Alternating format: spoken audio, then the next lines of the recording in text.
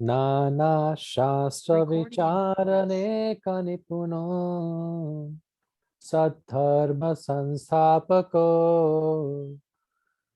लोकानां हितकारिणो त्रिभुवने मान्यो शरण्याकरो राधा कृष्ण पदारविंद भजना नंदेन मतालिको वंदे रूप सनातनो रघुयुगो श्री जीव गोपालको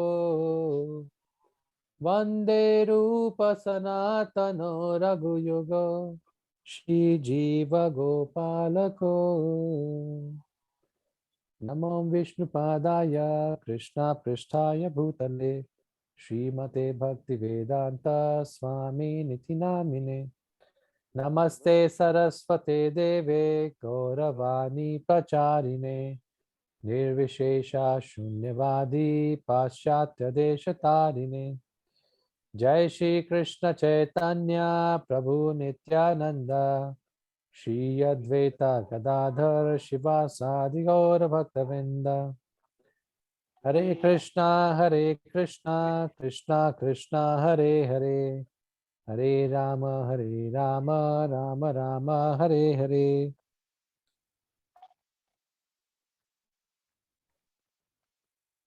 हरे कृष्णा। हरे कृष्ण। आज डिवोटीज बहुत कम आए लग रहा है। कुछ प्रोग्राम है क्या?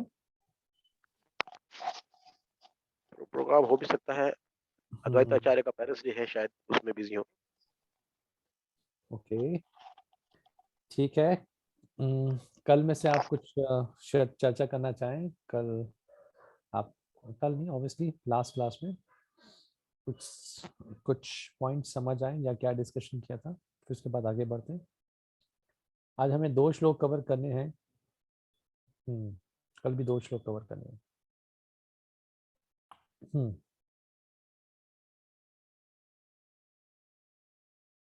एक या 2 भक्त। हरे कृष्णा। क्योंकि हमें जो है एक दूसरे को दान में तोहफे देने चाहिए, लेने चाहिए, उनसे आदान प्रदान प्रेम का चलना चाहिए। और किसी सीनियर भक्त से जिस पर आपको भरोसा हो, एतमाद हो, उससे मन की बात शेयर कर सकते हैं। जो आपको किसी भक्ति में बधाई डाल रही है, कोई भी चीज़ ऐसी आपके जीवन में है, उसके बारे में आप कर सकते हैं। और प्रसाद खिलाना चाहिए घर पर बुलाकर भक्तों को। और इस तरह से ये प्रेम का आदान प्रदान चलेगा तो हम और आगे बढ़ करेंगे। क्या? एक और डिवोटी। हरे कृष्णा प्रभु जी, दंड प्रणाम। ददाति प्रति गृणाति मतलब के दान देना और भक्तों से बदले में दान में जो कुछ दे उसे स्वीकार करना। गोह्यतम अख्याति अर्थात कि अपने मन को भक्तों के सामने खोलना। और गोह्यतम अख्याति मतलब भगवान की पोशीदा सेवाओं के बारे में उनसे पूछना, सीखना। और भोंकते भोजंती जीवा भक्तों की दी हुई प्रसाद या रूहानी चीजों को कबूल करना और भक्तों को प्रसाद खिलाना और उनसे प्रसाद लेना। ये भक्ति के लिए जरूरी है, इससे आदान प्रदान होता है और हम भक्त एक दूसरे से सीखते हैं और भगवत भक्ति में उन्नति करके एक दूसरे का सहारा बन के तरक्की कर पाते हैं। हरे कृष्ण। ओके ठीक है, आगे बढ़ते हैं। एक सेकेंड।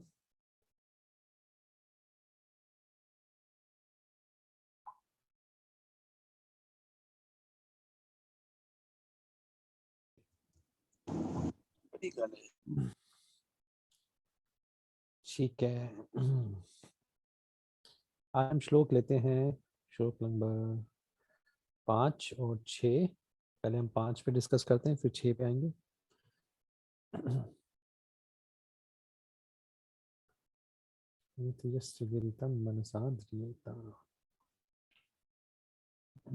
तो बहुत ही अच्छा श्लोक है। अभी तक 4 श्लोकों में श्रील रूप गोस्वामी ने एक यूनिवर्सल जो सामान्य सिद्धांतों की बात करी है, जो हर जगह लागू है, चाहे भौतिक जगत के कार्य में लागू कर लीजिए, किसी भी चीज में आपको सफलता चाहिए, ये पहले 4 श्लोक आपको आपको वो सिद्धांत देते हैं जिससे किसी भी कार्य में सफल हुआ जा सकता है और किसी कार्य में कैसे विफल हुआ जा सकता है, चाहे भक्ति मार्ग हो चाहे भौतिक कार्य हो। अब पहली बार 5वें श्लोक से श्री रूप गोस्वामी कृष्ण का नाम लेना शुरू करते हैं। कृष्णे तिजस्य गिरितं मनसा ध्रियेता दीक्षासि चेत प्रणतभीश्च भजतम् ईशम् शुश्रूष्य भजन विज्ञमनन्यमान्य निन्दादिशून्य हृदयम् विपसित संगलब्धया। कृष्णे तिजस्य गिरितं मनसा ध्रियेता दीक्षासि चेत प्रणतभीश्च भजतम् ईशम् शुश्रूष्य भजन विज्ञमनन्यमान्य निन्दादिशून्यं हृदयम् विपसित संगलब्धया। कृष्णे तिजस्य गिरितं मनसा ध्रियेता दीक्षासि चेत प्रणतभीश्च भजतम् ईशम् शुश्रूष्य भजन विज्ञमनन्यमन्य निन्दादिशून्य हृदयम् विपसित संगलब्धया। अभी से पहले भक्तों के बीच में क्या अच्छे आदान प्रदान होने चाहिए वो बताए थे इसके पहले श्लोक में, श्लोक नंबर 4। आज हम श्लोक नंबर 5 कर रहे हैं। मेरे पास हिंदी किताब तो नहीं है लेकिन फिर भी मैं हिंदी में वैसे अनुवाद करके बता देता हूँ कि जो भी कृष्ण का नाम लेता है, जप करता है, उसको मन से आदर देना चाहिए। ऐसे भक्त को जो जिसने दीक्षा ग्रहण कर ली है उसको प्रणाम करना चाहिए। दीक्षा प्राप्त की और वो भगवान के विग्रह की सेवा में लगा है। और तीसरा, पहला क्या, मन से आदर किसको करना है? जो भी कृष्ण नाम का जप कर रहा है उसको मन से आदर दीजिए। जिसने दीक्षा ली है उसको प्रणाम कीजिए। और दीक्षा के बाद वो विग्रह की पूजा में लगा है, ऐसे व्यक्ति को प्रणाम कीजिए सम्मान देने के लिए। यहाँ पे भक्तों को कैसे सम्मान देना है उसके बारे में बताया गया है। तो जिसने दीक्षा ली है उसको प्रणाम कीजिए। और इसके बाद बहुत ही श्रद्धा पूर्वक और संग हमें उस शुद्ध भक्त का करना चाहिए जो बहुत उन्नत है अपनी बिना रुकी भक्ति में, जो भक्ति में बहुत उन्नत है, उसको श्रद्धा पूर्वक उसका संग करना चाहिए। और ऐसे व्यक्ति का जिसका हृदय बिल्कुल शुद्ध है किसी की निंदा करने से, जो किसी की निंदा नहीं करता, ऐसे व्यक्ति का श्रद्धा पूर्वक संग करना चाहिए। तो यहाँ पे श्लोक में 3 चीजें बताई गई हैं। पहला स्तर, जो सिर्फ कृष्ण नाम का जप करते हैं उनको मन से आदर करना चाहिए। दूसरा, जो जिनकी दीक्षा हो चुकी है उनको प्रणाम करना चाहिए और दीक्षा के साथ वो विग्रह की पूजा कर रहे हैं। तीसरा, संग किस भक्त का लेना चाहिए और श्रद्धा पूर्वक सेवा किसकी करनी चाहिए। हालांकि ऐसे ये नहीं कह रहे सबकी सेवा नहीं करनी चाहिए, लेकिन किसका ज्यादा संग चाहिए आपको?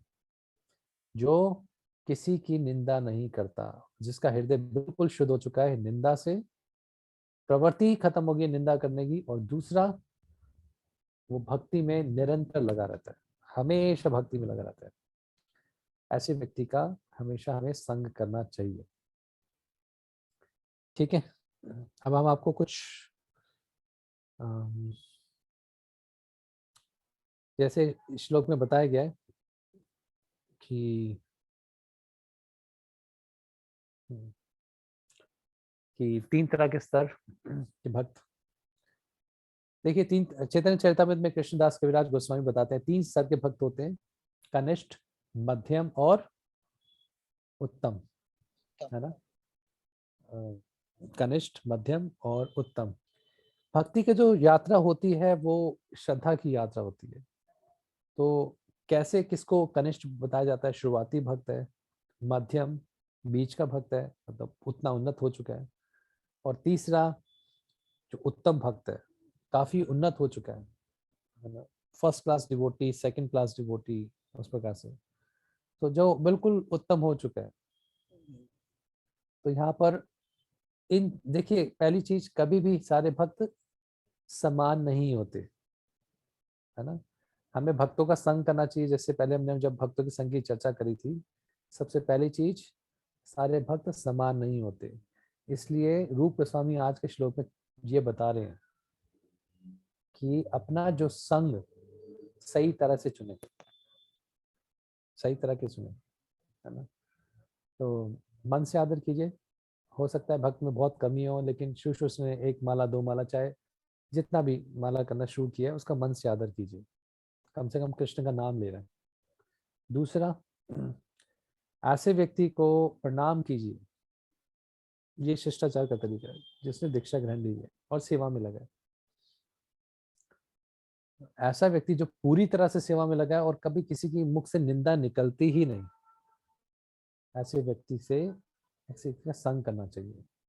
जैसे मैंने पहले एक बार बताया था कि कृष्ण के करीब आने का मतलब क्या है।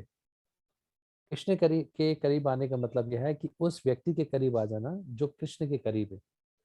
ऐसा व्यक्ति जिसकी प्रवृत्ति ही खत्म हो गया, मैं किसी के बारे में गलत बोलता ही नहीं, निंदा करता ही नहीं। किसी के बारे में निंदा क्यों करता कोई व्यक्ति?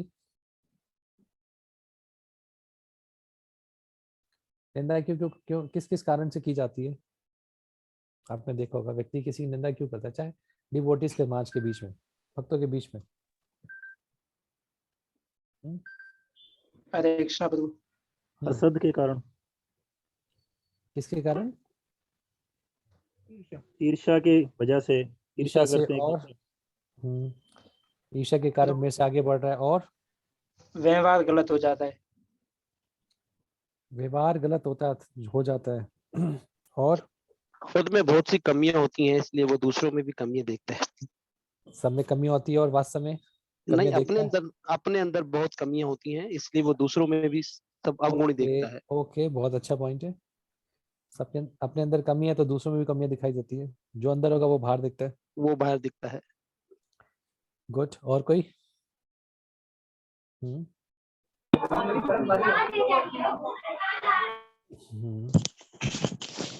अपने मान सम्मान की इच्छा रखना, इस वजह से भी लोग जो है दूसरे को गिराने के लिए निंदा करते हैं। ठीक है, ओके। और पोस्ट के लिए भी, पोस्ट पाने के लिए भी, पोस्ट पाने के लिए करते हैं समाज में। या यस यस। हरे कृष्णा। ठीक है, एक सेकंड।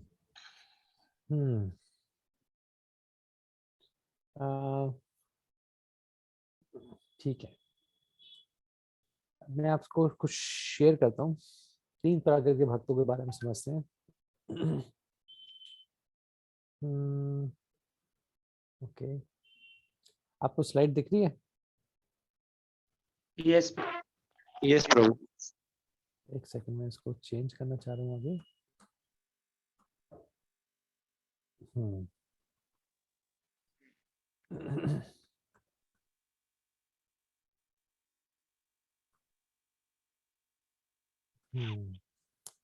ठीक है, अब 4 तरीके के भक्तों के बारे में चर्चा करेंगे यहाँ पे जो श्लोक में चर्चा हुई है, और तात्पर्य से पढ़ेंगे। 4 तरीके भक्तों को कैसे समझा जाए।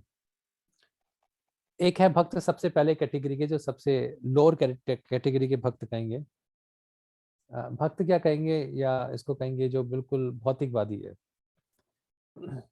तो ऐसे पहली कैटेगरी के लोग, सबसे लास्ट कैटेगरी के लोग क्या करते हैं कि वो हरे कृष्ण महान का मंत्र का जप तो करते हैं, लेकिन उनकी स्त्री में, पैसे में और नशे के अंदर बड़ी आसक्ति है। तो जैसे हम जानते हैं, एक भक्त थे, बता रहे थे कि मेरे अपने किसी संबंधी के बारे में बता रहे थे कि वो 16 माला करते हैं, उसके बाद ही वो कुछ नशा भी करते हैं उसके बाद। तो ऐसे भक्तों की बात कर रही है। माला भी कर रहे हैं, चैंटिंग भी करते हैं, 4 माला 4 माला 2 माला या कृष्ण नाम का कुछ भी जप करते हैं, लेकिन साथ में भौतिक चीजों से बढ़ा सकते हैं, स्त्री, पैसा और नशे से। तो ऐसे भक्त तो माला का जप तो कर रहे हैं, लेकिन अभी वो पूरी तरह से शुद्ध नहीं हुआ है, क्योंकि अभी आसक्ति बची है। तो ऐसे लोगों को मन से आदर देना चाहिए, उनका संग से बचना चाहिए, है ना। जो हरे कृष्ण का जप कर रहा है लेकिन भौतिक चीजों से बड़ा आसक्त है, क्योंकि अभी वो शुद्ध नहीं हुआ, इसलिए उसका मन से जरूर आदर कीजिए, लेकिन उसको संग करने की जरूरत नहीं है, उसका संग नहीं कीजिए। ठीक है, उसको संग दे सकते, संग कर नहीं रहे। संग दे के उसको आगे भक्ति में और प्रगति कराई जाती है, ताकि उसकी जो आसक्ति है भौतिक चीजों से वो कम हो सके। ये हो गया सबसे लोअर कैटेगरी, है ना। इसको कहते हैं प्राकृत सहिज्ञा, है ना। जो माला करता है लेकिन साथ में बहुत ही चीजों से आसक्त है और नियम का पालन नहीं करता। प्राकृत सहिज्ञा, ये कनिष्ठ अधिकारी नहीं है ना, ये प्राकृत सहिज्ञा है। ठीक है, आगे बढ़ते हैं। प्राकृत भक्ता दिख रहा है अब आपको ऊपर स्क्रीन पे? जी प्रभु। ओके, यस प्रभु। अब बात करते हैं कनिष्ठ अधिकारी की। अब मुझे उर्दू नहीं पता क्या कनिष्ठ, लेकिन ये बंगाली या संस्कृत वर्ड है। शास्त्र में कनिष्ठी तो कहते हैं हम लोग। अच्छा कनिष्ठ ही कहते हैं। कनिष्ठ अधिकारी कौन है? कनिष्ठ अधिकारी वो व्यक्ति है जिसकी हरिनाम दीक्षा तो हो गई है, ठीक है, जिसकी हरिनाम दीक्षा तो हो गई है गुरु से, और हरे कृष्ण महामंत्र का जप करने का प्रयास कर रहा है, 16 माला का जपने का प्रयास कर रहा है। ऐसे व्यक्ति को भी प्रभुपाद जी क्या कह रहे हैं? मन से आदर दीजिए। ठीक है, हालांकि श्लोक हरे में लिखा कृष्णा है। प्रभु। हाँ जी, प्रभु थोड़ा सा रिपीट कर देंगे दोबारा? अच्छा मतलब आवाज में दिक्कत आ रही है वैसे? नहीं नहीं प्रभु, मेरे पास थोड़ा सिग्नल का प्रॉब्लम हुआ था। जी जी आ रही है, आवाज में दिक्कत आ रही है, बाकी का ओके। पता है। हरे कृष्णा प्रभु जी, आज ना आपकी वीडियो थोड़ा सा हिल रही है, रुक रुक के आ रही है बेसिक ना। अच्छा मेरी माफ आवाज कीजिए। रुक के आ रही है, एक सेकंड एक सेकंड। मेरे पास तो क्लियर है प्रभु जी आपकी आवाज। ओके, हाँ मेरे पास भी क्लियर है भाई। प्रभु जी आपकी मेरे वॉइस पास भी क्लियर clear है, जस्ट वीडियो थोड़ा सा ना इशू कर रही है। Voice ठीक है, बिल्कुल प्रभु ठीक को बोलने दीजिए। सब लोग बीच बीच में बोल के और टाइम क्यों वेस्ट कराते हैं प्रभु जी का। हरे कृष्णा। ओके, एक बार सब अगर ज्यादा समस्या है तो मुझे पर्सनल चैट में लिख दीजिएगा, मैं इसको फिर देखता हूँ अगर आवाज की ज्यादा समस्या आती है। ठीक है, रुक रुक के आवाज रही आ रही है आपकी वीडियो। मैं वीडियो ऑफ कर देता हूँ अगर मेरी वीडियो से दिक्कत हो रही है तो, एक नहीं सेकंड प्रभु, के लिए। वीडियो ठीक है, लेकिन शायद नेट का इशू ना हो, मे बी ना, मैं ये कहना चाह रहा था बेसिक। मेरा वाईफाई तो अच्छा चल रहा है। अच्छा अच्छा, हाँ मैं अब एक अब मिनट कुछ दे सही दीजिए, चल रही है। 1 मिनट दे दीजिए मुझे। मैं जी अगर दोबारा आएगी प्रॉब्लम तो मैं देख लेता हूँ इसको, एक सेकंड। मैं स्पीड टेस्ट देख लेता हूँ।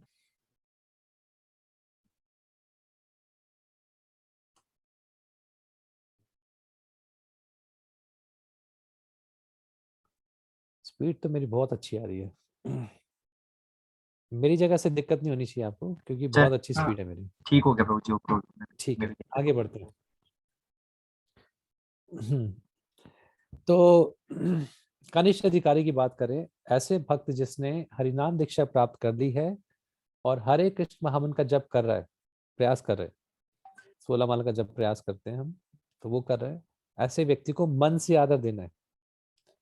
अच्छा, इससे पहले जो प्राकृत सहिज्ञा था उसको भी क्या किया था?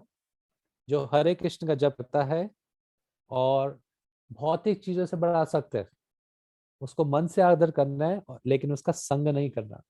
उसको संग दिया जा सकता है, संग करना नहीं है। वो हो गया प्राकृत सहिज्ञा। अब हो रही है बात प्राकृत भक्त की, जो उससे ऊपर है, सेकंड लेवल है ना। सेकंड लेवल में क्या है? दीक्षा ले ली, 16 माला का जप कर रहे हैं, लेकिन उसको भी मन से आदर दीजिए। आगे क्या कहते हैं प्रभुपाद जी? कोई भी व्यक्ति जो श्रद्धा पूर्वक विग्रहों की पूजा में लगा है, भगवान की मूर्तियों की पूजा करता है, मंदिर में, घर में, जहां भी, श्रद्धा पूर्वक, बहुत श्रद्धा से, लेकिन उसको ये नहीं पता कि भक्तों की तरफ कैसे व्यवहार किया जाए, तो उसको भी कनिष्ठ अधिकारी या प्राकृत भक्त कहा जाता है। यानी श्रद्धा पूर्वक भगवान के विग्रहों की, मूर्तियों की पूजा करता है, लेकिन उसको भक्तों से व्यवहार करना नहीं आता, ऐसे व्यक्ति को भी प्राकृत भक्त कहा जाता है। आगे एक और चीज, कि जो लोग मासूम हैं और किसी बुरे संग के द्वारा प्रभावित हो जाते हैं, उनको क्या करना चाहिए? प्रभुपाद जी लिखते हैं, उनको संग देना चाहिए अगर वो पाना चाहते हैं तो। ठीक है, इसको मैं एक बार थोड़ा सा आपको बिना स्लाइड के बताना चाहता हूँ। तो यहाँ पे श्लोक में रूप गोस्वामी बता रहे हैं भक्तों का संग कैसे करना चाहिए, भक्तों के संग में कैसे डीलिंग करनी चाहिए, है ना। और किसका संग करना चाहिए? किसको मन से आदर करना चाहिए, किसको प्रणाम करना चाहिए। पहली चीज बात करें प्राकृत सहिज्ञा की, जो हरे कृष्ण का जप करता है लेकिन भौतिक चीजों से बहुत आसक्त है, ऐसे को सिर्फ हम मन से आदर करते हैं। इसके बाद आता है प्राकृत भक्त। ये क्या है, इसने दीक्षा ले ली है, अब इसने 16 माला का जप करना शुरू कर दिया है, और ऐसे व्यक्ति को भी हम 16 माला का जप शुरू किया और विग्रहों की सेवा बहुत अच्छे से करता है, ऐसे व्यक्ति को भी हम मन से आदर करते हैं। अब जो प्राकृत भक्त होता है, जो ज्यादातर मिलते हैं, इनको आगे कैसे बढ़ाया जाता है। प्रभुपाद लिख रहे हैं ऐसे प्राकृत भक्त जो मासूम है, उनकी इच्छा है आगे निर्देश पाने की, तो वो किसी शुद्ध भक्त के द्वारा पा सकते हैं, और जो इस प्राकृत भक्त से जो उन्नत हो वो उसको अपना संग दे, उनको आगे बढ़ाए। ये तरीका है उनका। ऐसे ही ज्यादातर लोग मिलते हैं। ज्यादातर लोग आप अगर भक्त समाज में देखेंगे तो जो दीक्षा ग्रहण कर रहे हैं वो प्राकृत भक्त से उनकी स्थिति आगे शुरू होती है, और फिर इसके बाद वो आगे कैसे बढ़े। ठीक है, अभी हम प्राकृत भक्त पहुंचे हैं, 16 माला का जप, दीक्षा हो गई और नियमों का पालन करना शुरू कर दिया उसने, और विग्रह की पूजा शुरू कर दी। अब उसको एक उन्नत भक्त जब अपना संग देगा और जब ये भी खुद मासूम होगा और आगे चीजों को जानना चाहेगा तो आगे बढ़ता है। अब आगे की स्टेज की बात करते हैं कि रूप गोस्वामी क्या कह रहे हैं।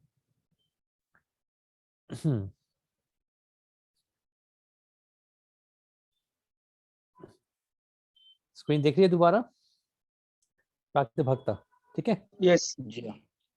आगे अब देखिए, इसको मैं हिंदी में बताता हूँ।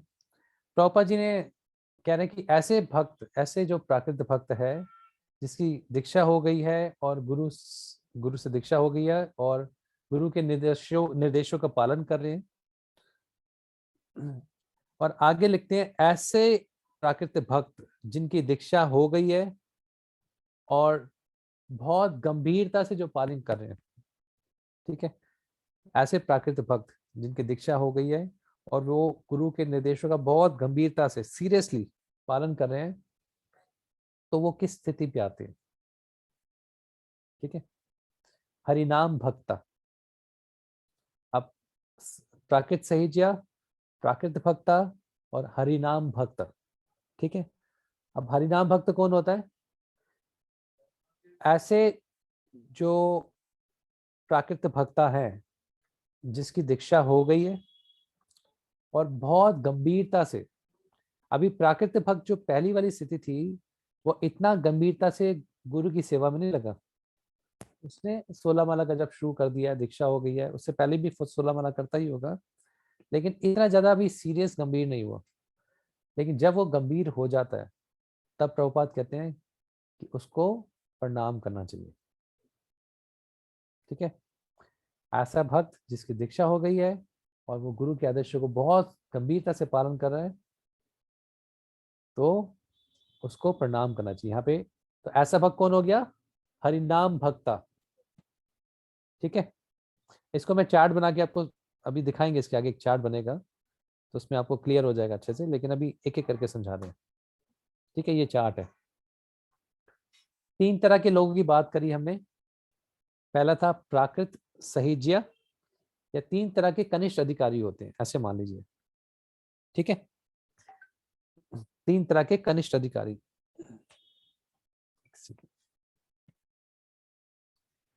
पहला प्राकृत सहिज्ञा। प्राकृत सहिज्ञा क्या करता है? कभी कभी चैंटिंग करता है, कभी कभी माला करता है, और क्या इसके साथ दिक्कत?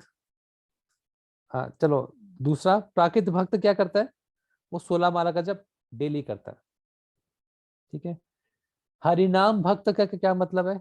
वो 16 माला का जब वो भी डेली करता है। ठीक है, प्राकृत सहिज्ञा, इस वाले की बात करते हैं। ये क्या है? भौतिक चीजों से आ सकता है, स्त्री हो गया, पैसा हो गया, नशा हो गया, और भी भौतिक आ सकते हैं। ठीक है, प्राकृत भक्ता जो प्राकृत सहिज्ञा से ज्यादा उन्नत है, वो क्या करता है? 4 नियम का पालन करता है। और हरिनाम भक्ता, ये भी क्या है, 4 नियम का पालन करता है। ये तीनों कनिष्ठ अधिकारी हैं।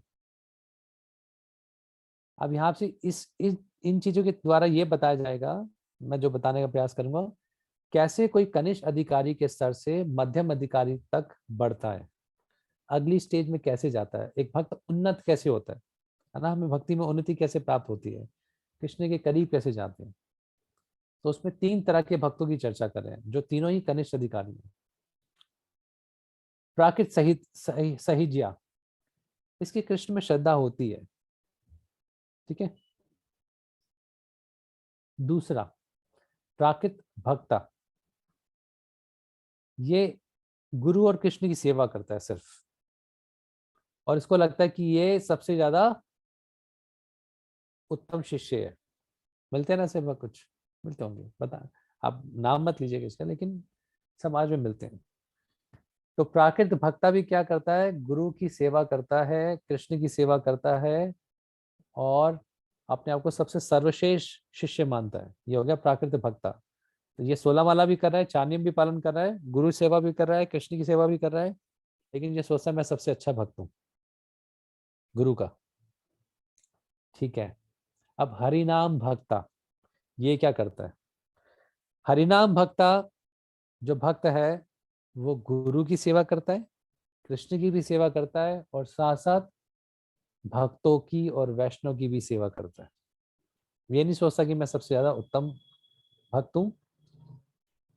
जो बीच वाला केस है प्राकृत भक्ता, ये भक्तों की सेवा नहीं करता, ये सिर्फ गुरु की करता है और कृष्ण की करता है।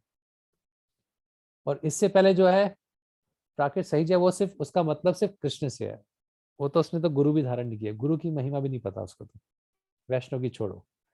पहले वाले को कृष्ण की महिमा पता है, बस कृष्ण में श्रद्धा है, दूसरे वाले को कृष्ण और गुरु में दोनों में श्रद्धा है, और तीसरे केस में गुरु, कृष्ण और वैष्णवों तीनों की सेवा करता है, ठीक है। आगे जो प्राकृत सहिज है, इसके साथ कैसा व्यवहार करना चाहिए, रूप गोस्वामी क्या बता रहे हैं, ऐसे लोगों को जो जिनका सिर्फ हरिनाम शुरू हुआ है, लेकिन भौतिक आसक्तियां ज्यादा है, कृष्ण में श्रद्धा है, गुरु से मतलब नहीं है, ऐसे व्यक्ति को मन से आदर करना चाहिए और उनको संग देना चाहिए, उनका संग लेना नहीं चाहिए, उनको सिर्फ संग देना चाहिए, ताकि वो अगली स्टेज में आ जाए, अगली स्थिति में आ जाए, प्राकृत भक्त बन सके। और दूसरी कैटेगरी के भक्त जो प्राकृत भक्ता हैं, ऐसे लोगों को भी मन से आदर करना चाहिए और इनको भी संग देना चाहिए, क्योंकि इनको अभी भक्तों की महिमा नहीं पता, ये सिर्फ अब गुरु और कृष्ण में ही लगे बैठे हैं, या इनका मन लगा हुआ है, उनकी सेवा करते हैं। इनको आगे भक्तों की महिमा भी बतानी है, इसलिए इनको भी संग देना पड़ेगा और देना चाहिए।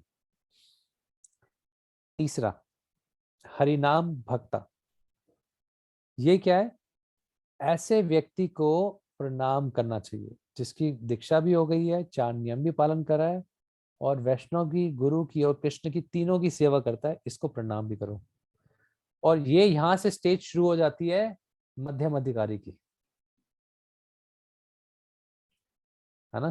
तो 4 नियम पालन कर रहा है, 16 माला का जप कर रहा है और गुरु वैष्णव की सेवा कर रहा है, तो यहाँ से मध्यम अधिकारी की जो स्थिति है वो यहाँ से शुरू हो जाती है।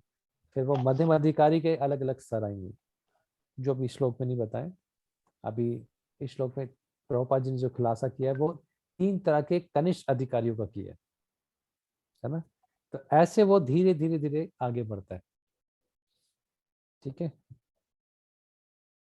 आपका कोई प्रश्न हो, यहाँ पर किसी को कंफ्यूजन हो इस चीज पर? प्रभु का है, धन्यवाद प्रभु। हाँ जी प्रभु, अगर उसको वो अगर हमें संग देगा तो हमारा भी तो संग उसको जाएगा। यानी आपने कहा कि जो आखिरी प्रकार का जो है प्राकृत सहिज्ञा, उसको सिर्फ संग देना चाहिए, उसका संग लेना नहीं चाहिए। तो अगर वो हमें संग देगा जो भक्त है, तो हमारा संग भी तो उसको जाएगा। देखिए, संग करने का मतलब क्या है, कोई बताना चाहेगा? हरे कृष्णा प्रभु जी, संग करने का मतलब यह है कि अपना संग देना, उसका संग जो है कम लेना, उसकी बात जो है मतलब नहीं, मेरा प्रश्न है, मेरा वैसी प्रश्न है, इस चीज की हरे चर्चा नहीं, संग करने का प्रभु मतलब क्या होता है किसी के साथ? प्रभु गैदरिंग उसके आचरण गैदरिंग से करना। सीखना, उसके आचरण से सीखना, उसका ज्ञान प्राप्त करना वगैरह। ठीक है, आपने ठीक बताया। संग करने का मतलब किसी के साथ भी मतलब ये होता है कि किसी के विचारों से प्रभावित होना, संग लेने का मतलब। ठीक है, अगर ठीक आप ठीक जैसे प्रभु। प्रीचिंग करते हैं तो जरूरी नहीं है किसी भौतिकवादी व्यक्ति के विचारों से आप प्रभावित हो जाएं। तभी भी यही कहा जाता है कि टीचिंग वही करे जो थोड़ा स्थिर है, यानी कि जिससे वो बात करे वो भी प्रभावित हो जाए इससे। जो भक्ति में थोड़ा सा अग्रसर है उसको ही प्रचार करना चाहिए दूसरों को, जिसकी निष्ठा बैठ चुकी है या थोड़ी श्रद्धा है उसकी। अब जो दूसरे के विचारों से नहीं तो वो खुद ही प्रचार होकर आ जाएगा, है ना। तो इस बात पे संग करने का मतलब किसी के किसी से इन्फ्लुएंस्ड होना या किसी से प्रभावित होना, है ना। हमें खुद प्रभावित नहीं होना, अपने संग से किसी को प्रभावित करना है। अगर ये कोई ठीक करेगा प्रभु। नहीं तो कोई भक्त कभी बनेगा नहीं। यस रघुनाथ प्रभु।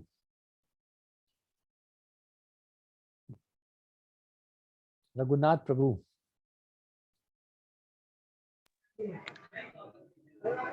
प्रभु जी मैं लखन भगत की बात कर रहा हूँ। कह रहा हूँ कि प्रभु जी लिंक नहीं आया ना, तो उसकी वजह से लेट बहुत ज्वाइन किया। सॉरी, मुझे लगा क्लास नहीं थी, माफ करना। सॉरी प्रभु। ओके ओके, रघुनाथ प्रभु। हरे कृष्णा। हाँ जी।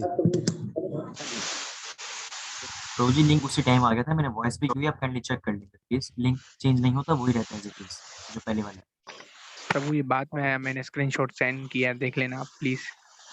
ओके ओके, आगे बढ़ते हैं। रघुनाथ जी आपका प्रश्न क्या है?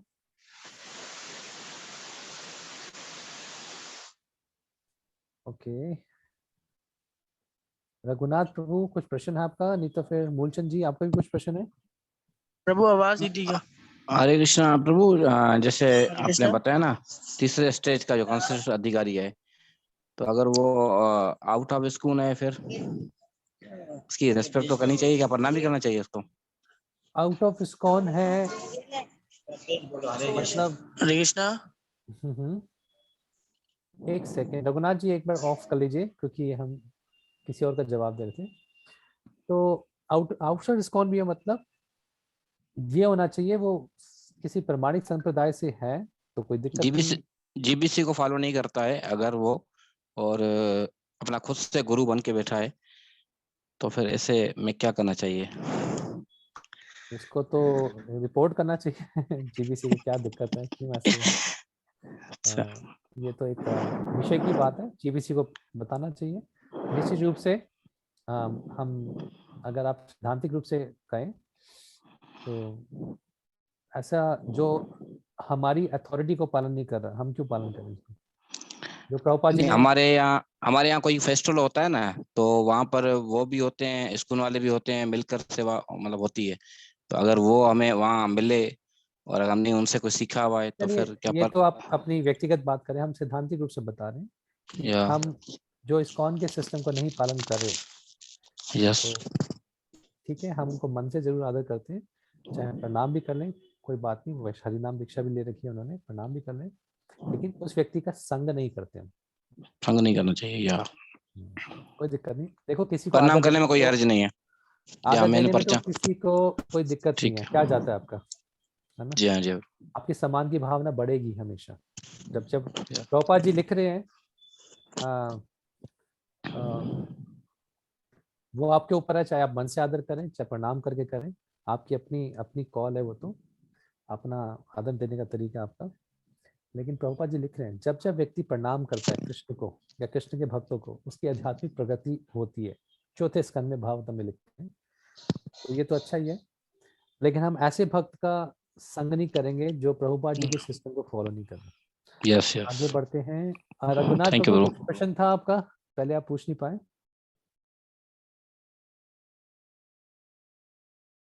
हाँ जी रघुनाथ जी, आपको आवाज आ रही हरे है मेरी? कृष्णा।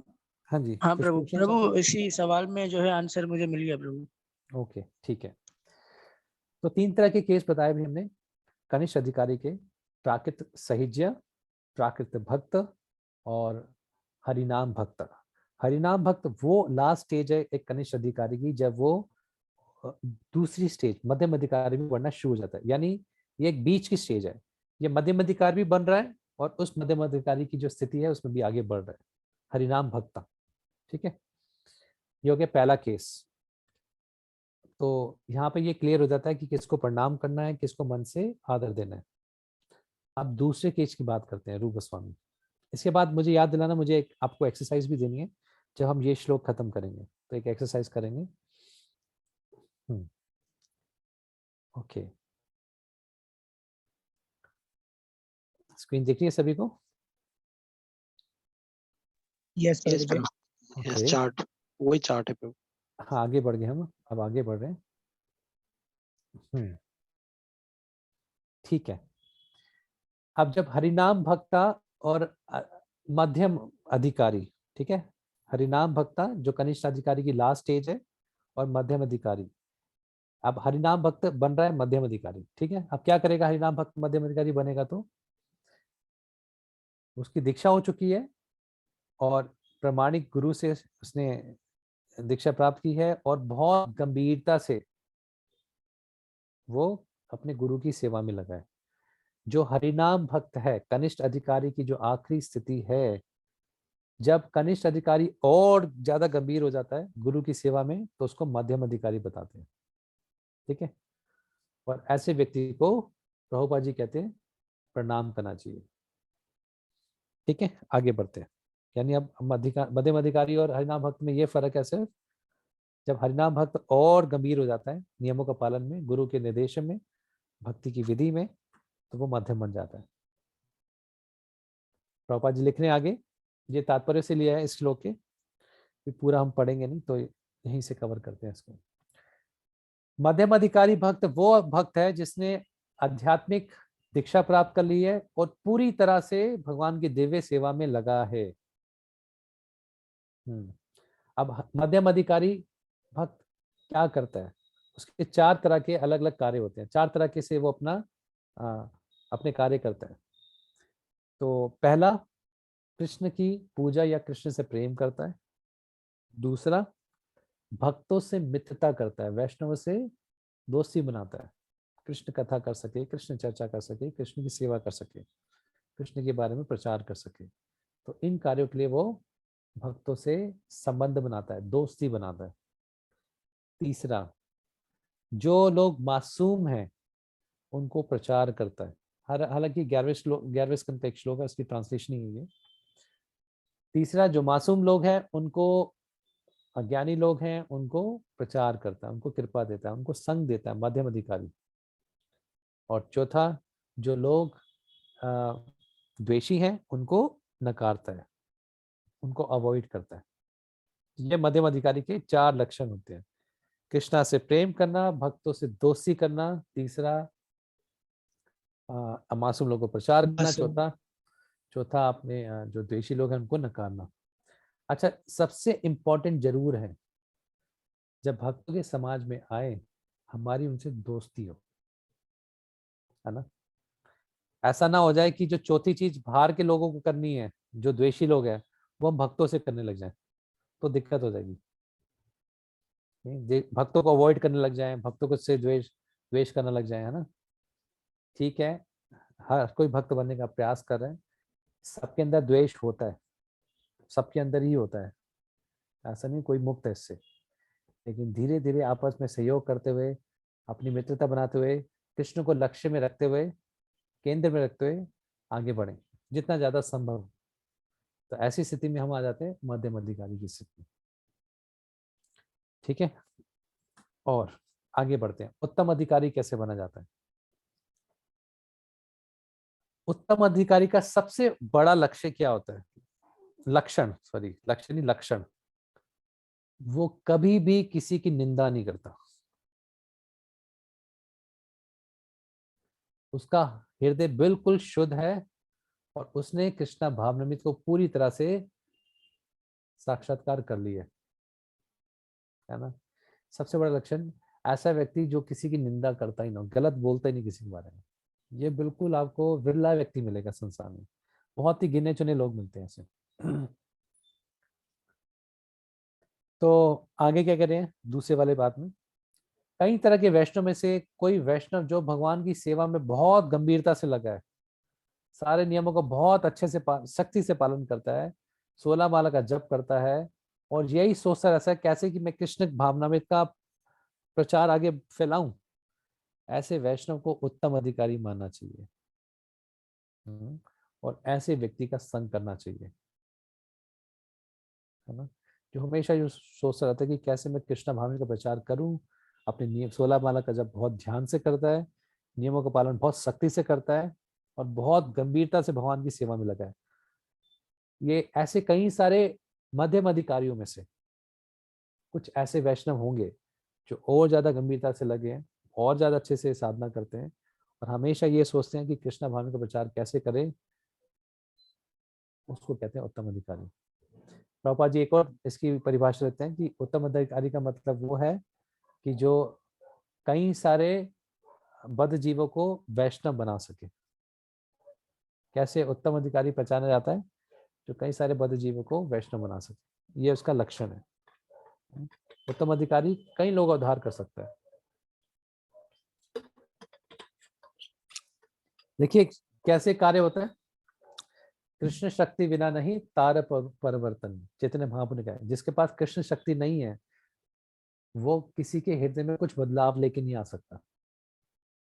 प्रचार के लिए कृष्ण शक्ति चाहिए होती है, कृष्णा की कृपा चाहिए होती है, जिसके बाद वो कृष्ण की शक्ति है, जब वो बोलता है वो शक्ति दूसरों के हृदय में जाके प्रभावित करती है ना।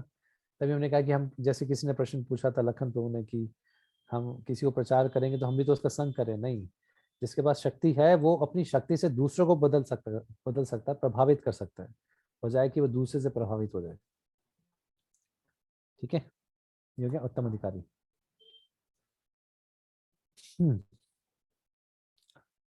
आगे शुद्ध भक्त है कौन? तो प्रभुपाद जी भक्ति सिद्धांत सरस्वती ठाकुर को कोट करते हुए कहते हैं, क्या कहते हैं कि जो व्यक्ति सिर्फ कृष्ण नाम का जप करता है वो पूरा पूर्ण बन सकता है और ऐसे व्यक्ति को वैष्णव बोलना चाहिए। जो भी कृष्ण का नाम का जप कर रहा है वो वैष्णव है। हमारे लिए बिल्कुल बस एक निर्देश दे दिया। चाहे कोई कनिष्ठ भी हो, कनिष्ठ के स्तर पे हो, कनिष्ठ अधिकारी के स्तर पर हो और वो शुद्ध भक्ति ना समझे, या जो कनिष्ठ अधिकारी के स्तर पर होता है वो उसको शुद्ध भक्ति नहीं समझ आती अभी, लेकिन जब ऐसा कनिष्ठ अधिकारी विग्रह की पूजा करता है, गुरु के निर्देशों का पालन करता है, तो वो भी शुद्ध हो सकता है ना। प्रभुपाद जी लिखते हैं इसमें कि कोई भी कृष्ण भावनामृत की विधि का पालन कर सकता है और धीरे धीरे शुद्ध हो सकता है। एक सेकंड।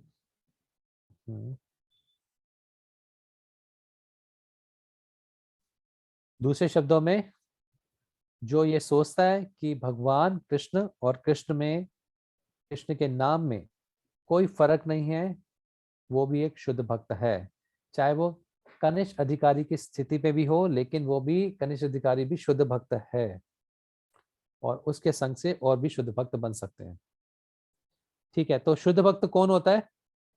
इसको हम शुद्ध भक्त कहते हैं। उत्तम कृष्ण अधिकारी। का नाम, जो कृष्ण का नाम जप करता है वो शुद्ध भक्त। करेक्ट, हर कोई शुद्ध भक्त है। मैंने पहली क्लास में बताया था, एक होता है सिद्ध भक्त, एक होता है शुद्ध भक्त, परफेक्ट डिवोटी और प्योर डिवोटी। हर कोई प्योर डिवोटी है, हर कोई शुद्ध भक्त है, लेकिन जब जो शुद्ध भक्त पूरी तरह से शुद्ध हो जाता है तब वो परफेक्ट बन जाता है, पूर्ण बन जाता है, पूर्ण डिवोटी। मैंने एक बार वो आपको स्टोरी भी सुनाई थी पहली क्लास में कि तमाल किश महाराज से पूछा प्रभुपाद ने कि हमारी संस्था में कितने शुद्ध भक्त हैं। तो प्रभुपाद ने क्या पूछा कि हमारी संस्था में कितने भक्त हैं, पहले ये बताओ। उन्होंने कहा प्रभुपाद जी 3000 भक्त हैं। तो प्रभुपाद ने कहा कम से कम हमारी संस्था में 3000 शुद्ध भक्त हैं। ठीक है, ये हो गया। कोई प्रश्न इस संदर्भ से लेते हुए? फिर एक दो चीजें। मध्यम अधिकारी के हवाले से मेरा एक क्वेश्चन है, उत्तम और मध्यम अधिकारी के हवाले से। जैसे उत्तम अधिकारी जो होता है वो मतलब हर किसी को जो है ना एक ही अपना नजर से देखता है और अपना वो जानता है कि सबके हृदय में कृष्ण बैठा हुआ है परमात्मा के रूप में। तो मध्यम अधिकारी भी ये जानता है, लेकिन मध्यम अधिकारी जो है वो अपना उसको महत्व ज्यादा देता है जो मतलब उसका क्लोज है। सपोज एक प्रचार में अगर 20-25 लोग हैं तो जो उसका क्लोज है उसको महत्व ज्यादा देता है, बाकी भले उसके बराबर हो। ऐसा ऐसा होता है कभी कभार। मतलब क्लोज है उसको महत्व देता है, मतलब मतलब उसको मोटिवेशन ज्यादा करता है, या उसको जो है कमेंट्स अच्छे देता है, और बाकी देखिए मैं भी जो है उससे अच्छा भी हो। क्लास में और भी लोग आते हैं, लेकिन किसी किसी को ध्यान देता है ना। हाँ, ऐसे समझ लें भैया। हाँ जी, ठीक है। या अगर ऐसा कोई ड्यूरिंग द क्लास क्वेश्चन करता है, जो चैप्टर है उससे करता है, तो उसको मतलब अपना टोकना। और अगर कोई जो है अपना बाहर का क्वेश्चन करता है, ऐसे सामान्य के प्रचार से क्वेश्चन करता है, तो उसको कुछ नहीं बोलना। और जो अपना मतलब जो ड्यूरिंग द क्लास है वहां से क्वेश्चन करता है, तो उसको जो है वो टोक देना। और in the during the class. तो ये मध्यम अधिकारी में इस तरह के क्यों होते हैं ऐसे, मतलब इसका मध्यम अधिकारी से लेना लेना देना कुछ भी नहीं है। मैं ऐसा नहीं कह रहा कि मध्यम अधिकारी, आप किसी व्यक्ति की चर्चा मत कीजिए। मध्यम अधिकारी कहीं नहीं लिखा वो किसी को टोकता है, ना कनिष्ठ अधिकारी के बारे में लिखा है वो किसी को टोकता है या किसी को ज्ञान देता है, पर्सनल व्यक्ति को ज्ञान देता है। ये ऐसी कहीं इसकी योग्यता नहीं बताई गई। जो भी योग्यता इस श्लोक में बताई गई है यहाँ कनिष्ठ शास्त्रों में अधिकारी। तो नहीं है, मतलब ऐसा, मतलब एक प्रैक्टिकल बात है। हाँ, अब देखिए सिद्धांतिक, हम व्यक्ति की चर्चा नहीं करते, हम सिद्धांत की चर्चा करते हैं यहाँ पे, ठीक है। कभी कभी देखिए कृष्ण का सिद्धांत क्या है। कृष्ण का पहला सिद्धांत ये है, और वही प्रीचिंग का सिद्धांत होता है, क्योंकि देखिए भगवत गीता भी में भी कृष्ण अर्जुन को प्रचार ही कर रहे हैं, चाहे उनके दोस्त हो, प्रचार ही कर रहे हैं, तो सारे गीता सुना रहे हैं। तो प्रीचिंग का, प्रचार का पहला सिद्धांत क्या है। कई सिद्धांतों में एक महत्वपूर्ण सिद्धांत ये है जो भगवान गीता में कहते हैं, ये यथा माम प्रपदन्ते ताम ततेव भजामे हम। ठीक है, क्या होता है पहला सिद्धांत। दो जो जज्बाव। व्यक्ति जितना स्वीकार करना चाहता है उतना उसको देना, है ना, उतना उसको देना। अगर प्रचारक बायस को क्या कहेंगे उर्दू में, बायस है, पार्शियल है किसी की, पार्शियल का क्या कहेंगे उर्दू में, पार्शियल या बायस होना, हिस्सा किसी का। क्या दोबारा बताएंगे। हमने पार्शियल का ना, पार्ट एंड पार्सल, हिस्सा। पार्शियल पार्शियल पार्शियल डिवाइड करने वाला। किसी की नहीं साइड नहीं, लेते हैं ना, किसी की तरफ झुकाव होता है, किसी तरफ नहीं होता। तरफदारी करने वाला। या कर्मदार। पसंद नापसंद होती है। नहीं, आपने शब्द बोला, शब्द सही बोला। क्या शब्द बोला था आपने। तरफदारी करना तरफदारी प्रभु, करना, तरफदारी। तरफदारी करना, हाँ, ठीक है। पहली चीज, टीचर इस चीज से, तरफदारी से मुक्त होना चाहिए। ये मेरा अपना व्यक्ति है, करीब का व्यक्ति है, करीब का नहीं है, ज्ञान सही से नहीं दे पाएगा। दूसरा, अगर मैं मान के चल रहा हूँ टीचर का भाव मनोवृत्ति ठीक है, ठीक है, तो भी हम देखते हैं कि कभी किसी को ज्यादा ध्यान देना होता है, कभी किस पे कम ध्यान होता है। वो किस पे निर्भर करता है, प्रचारक पे नहीं करता। प्रचारक सबके लिए समान है, क्योंकि कुछ ज्यादा कृष्णा की भक्ति स्वीकार करना चाहता है तो उसको ज्यादा टाइम देना पड़ता है। जिसके ज्यादा क्वेश्चंस है, ज्यादा उत्सुकता है, ज्यादा बढ़ना चाहता है, देना पड़ता है। तो उसी प्रकार जो गीता में भगवान सिद्धांत दे रहे हैं, ये यथामान प्रपदन्ते, जो जितना स्वीकार करना चाहता है उसको उतना दो। प्रीचिंग, प्रचार करना एक दूध को उबालने की तरीके से, प्रभुपाद ने उदाहरण दी है। जैसे हम दूध को उबालते हैं तो शुरू में कम ध्यान देना पड़ता है ना। जैसे जैसे दूध गाढ़ा होता रहता है, अगर आपने रबड़ी बनाई हो या पेड़ा बनाया उसमें से, उसको निरंतर ध्यान देना पड़ता है ताकि तवे पे लगना जाए, कढ़ाई में लगना जाए, हिलाते रहना पड़ता है। उसी प्रकार जैसे भक्त अपनी भक्ति बढ़ा रहा होता है, क्योंकि हर ग्रुप में, किसी भी ग्रुप में सारे भक्त समान नहीं होते, हर किसी का अपना अलग अलग स्तर होता है, इसलिए हर किसी को अलग अलग ध्यान देने की जरूरत होती है। यानी भक्ति में जैसे व्यक्ति बढ़ रहा है, आगे परिपक्व हो रहा है, आगे बढ़ रहा है, तो उसको ज्यादा ध्यान देने की जरूरत पड़ती है। अगर कोई सिर्फ दूध ही बना हुआ है अभी भक्त, है ना, और सोचे मुझे ध्यान क्यों नहीं दिया जा रहा, तो आप भाई अपने आप को पहले दूध से रबड़ी की तरह बनाओ तो सही। टीचर का सही कार्य प्रभु। है, टीचर का कार्य ये है, धर्म ये है, जिसको जितना चाहिए उतना दे। टीचर उसी प्रकार दूध उबालने वाला व्यक्ति है, और जो उसकी क्लास में आ रहे हैं दूध के समान है, जो सिर्फ ठंडा होके रहना चाहता है ना, जो बताया जा रहा है उसका पालन नहीं करता जाता, या थोड़ा बहुत करता है, थोड़ा नहीं करता, स्पीड कम है, तो उसको उसको ज्यादा चीजें बताएंगे, दिक्कत आ जाएगी, इसको समस्या आएगी इसको, है ना। लेकिन जो आगे अपनी वो प्रवृत्ति दिखा रहा है, मुझे और आगे बढ़ना है, दीक्षा ग्रहण करनी है, और आगे बढ़ना है, माने भक्ति शास्त्री करना है, भक्ति वैभव करना है आगे, उदाहरण के लिए बताना है। और भक्ति में आगे अपनी जिज्ञासा ज्यादा दिखाता है। कैसे पता लगता है कौन कितना गंभीर हो रहा है? अपनी जिज्ञासा, उसके क्वेश्चन से, उसकी जिज्ञासा से पता लगता है कि उसका स्तर क्या हो रहा है। किसी भी व्यक्ति को चेक करना है कि वो कितना आगे बढ़ रहा है, उसकी जिज्ञासा से देखिए, वो आपसे क्या प्रश्न पूछता है, उसके प्रश्नों के स्तर से देख के बताया जा सकता है कि व्यक्ति का स्तर क्या चल रहा है ना।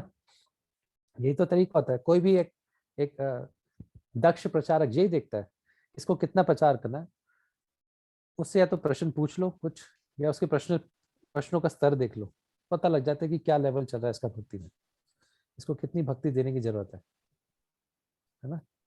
जिज्ञासु श्रेय उत्तमम, इसलिए भागवतम में बताया गया है जो जिज्ञासु है वो सबसे उत्तम भक्त है। मतलब कहने का मतलब उसकी जिज्ञासा से पता लगता है। यस लखन प्रभु, कुछ आपका प्रश्न है? प्रभु शायद मिस्टेक हो मेरे प्रश्न में, प्लीज मुझे हाँ सही बिल्कुल, करना। पूछिए पूछिए। प्रभु ये भी आपने जो 3 स्टेज बताए भक्तों के, 3 स्टेज बताए भक्तों के, इसी प्रकार भागवतम में भी है ना 11, 2, 45, 46, 43 में। तो अगर हम किसी को ऐसा हवाला देते हैं कि भागवतम में इस प्रकार बताया गया है, तो वो हमें सामने से ऐसा हवाला देते हैं कि भक्त उपदेश अमृत में इस प्रकार बताया गया है। तो प्रभु ये थोड़ा सा इसमें कॉन्फ्लिक्ट हो जाता है कि थोड़ा सा क्या बोलते हैं, डिफरेंस आ जाता है थोड़ा सा, फिर प्रभु उसको क्या करना चाहिए हमें, थोड़ा सा जो एक बार डिफरेंस थोड़ा आप आता है। मेरे को श्लोक बताएंगे 11वें स्कंद में क्या बताया गया है? हाँ प्रभु, पहले उसमें सबसे पहले 11, जो 2, उत्तम 46, 11, 2, राजा हाविर जो कहते हैं, 11, 2, मैं आपको 45, 45, 46, 47, 11, 2, हाँ 11, 2, हाँ 45, ठीक 46, है। 47। हम्म, प्रभु उसमें भी भक्तों के 3 स्टेज बताए गए ना, उत्तम, कनिष्ठ और मध्यम हाँ अधिकारी। ठीक है। तो प्रभु इस प्रकार जो हो जाता है कि हम बोलते हैं कि भाई इस शास्त्र में बताया गया, तो बोलते हैं सामने से कि इस वाले शास्त्र में इस प्रकार बताया गया। हालांकि 90-80% सेम ही होता है, बट वो फिर हमसे ऐसा पूछते हैं कि आपकी एक ही मतलब जो गुरु को फॉलो कर रहे हैं और अलग अलग प्रकार के शास्त्रों में मतलब अलग अलग क्यों बातें बताई गई है।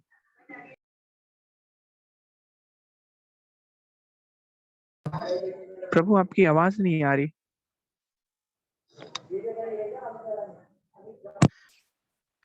हाँ हरे कृष्णा। मेरे सामने तीनों आ रही श्लोक है। खुले पड़े, तीनों श्लोक खुले पड़े, 45, 46, 47 11वें स्कंद के। हवीर जी ने जो बोला नवयोगेंद्र में से जो, इसमें और आपको रूप गोस्वामी के उपदेशम में कोई फर्क नहीं दिखेगा, दोनों समान है 100%। आपने कहा 80%, 90%, मेरे को तो कुछ फर्क नहीं दिख रहा। अच्छा प्रभु, सॉरी प्रभु, ये जो इसमें जो आखिरी जो प्राकर्ता भक्ति है, जो कनिष्ठ अधिकारी है, इसी श्लोक में इसमें ऐसा बताया गया था ना कि प्रभु के कि जो भगवान के जो विग्रह की जो सेवा करता है, यानी वो कनिष्ठ अधिकारी में आ सकता है, क्योंकि वो दूसरे लोगों से प्रेम नहीं करता। देखिए आपके भागवतम में जो श्लोक में बताया गया है और जो रूप गोस्वामी बता रहे हैं, दोनों बिल्कुल समान है। इसमें आपको मैं क्या बताता हूँ, क्या कैसे बताया गया है। कनिष्ठ अधिकारी सिर्फ ये सोचता है कि भगवान सिर्फ मूर्ति में रहते हैं, कृष्ण में रहते हैं, है ना। जी जी प्रभु। ये कनिष्ठ अधिकारी हो गया। ये भी स्टेज बहुत अच्छी होती है, कम से कम उसको भगवान के विग्रह में इतनी श्रद्धा तो है कि जब विग्रह को देखता है उसको भगवान नजर आते हैं। ये कोई साधारण स्तर नहीं है। बहुत सारे भक्त जाते होंगे विग्रह के सामने, लेकिन मन में आ जाता है, श्रद्धा नहीं बैठती। कनिष्ठ अधिकारी भी बहुत अच्छी स्थिति है, कम से कम उसको भगवान में, विग्रह में भगवान दिखते हैं, जब भगवान है विग्रह। दूसरा मध्यम अधिकारी, वही रूप गोस्वामी बता रहे हैं, मध्यम अधिकारी भगवान विग्रह में भगवान तो देखता है, डीडी वर्शिप तो करता ही करता है, साथ में भक्तों की भी पूजा करता है, भक्तों का भी संग करता है, भक्तों को नकारता नहीं है। तीसरा जो आपने 45वें श्लोक में बताया, यहाँ पे भी लिखा है उत्तम अधिकारी तो हर जगह कृष्ण में कृष्ण को देखता है, चाहे स्थिर हो चाहे अस्थिर हो चीज, हर चीज कृष्ण से आई है, उसको जहां देखता है कृष्ण का स्मरण होता है। अच्छा वहीं प्रभु, हम्म, अच्छा प्रभु, यानी इन दोनों जगहों में कहने का अंदाज अलग है, बात एक ही है, ऐसा? हाँ बात हुई की है। सही से प्रभु, सॉरी नाना शास्त्र विचार अनेक निपुणों, जो हमने श्लोक में पहले पढ़ा था, नाना शास्त्र विचार अनेक निपुणों, तो रूप गोस्वामी के बारे में बताया गया, षड गोस्वामी के बारे में, उन्होंने सारे शास्त्र को, भागवतम को पढ़ के निचोड़ उसका इन अपने ग्रंथों में दिया, एसेंस इसमें। तो दोनों में कुछ फर्क नहीं है, दोनों सेम ही चीज है। ठीक और कोई आगे बढ़ते हैं फिर हम श्लोक नंबर 6। 5 मिनट का ब्रेक लेते हैं फिर आगे बढ़ते हैं, सिर्फ 5 मिनट का ब्रेक देंगे क्योंकि आज एक श्लोक और करना है, 5-7 minute, 5 to 7 minutes you can take a break, then we'll meet. Hare Krishna. Thank you Prabhu, Hare Krishna.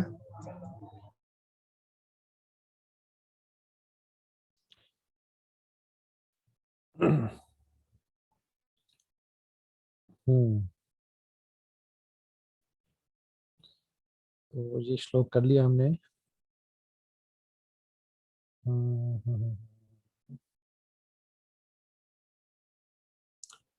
ठीक है, ये भी हो गया, ये भी हो गया।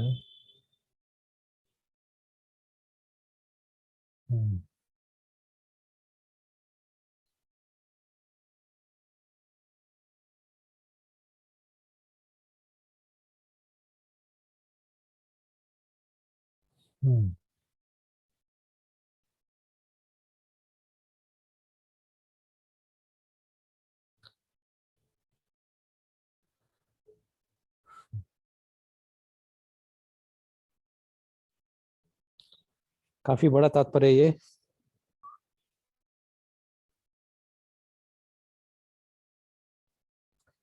ठीक है, एक चीज जरूर प्रॉपर लिख रहे हैं, इसको आप बाद में पढ़ लीजिएगा, कि हर किसी को अपना गुरु स्वीकार करने के लिए बहुत ही देखना चाहिए, गुरु उत्तम अधिकारी हो, कोई मध्यम अधिकारी के सर पर भी हो तो भी आपका गुरु बन सकता है, लेकिन प्रभा जी कह रहे हैं कि वो उसके अंदर उतना ज्यादा प्रगति नहीं कर सकता, क्योंकि उसकी जो सलाह होगी उसमें सलाह में थोड़ी कमियां रहेंगी। कमियां उस प्रकार की नहीं कि उसको जितना पता है उतना ही बता पाएगा, इसलिए गुरु को, उत्तम अधिकारी को बड़ा ध्यान से, प्रभा लिखे, ध्यान से स्वीकार करना चाहिए। अगला श्लोक, दिष्टे स्वभाव जनितेर्वपुचश्च दोषे न प्राकृतत्वम् इह भक्त जनस्य पश्येत्, गंगा भसां न खलु बुद्ध बुद्ध फेन पंके भ्रमदवत् पमपगच्छति नीरधर्मे। ठीक है,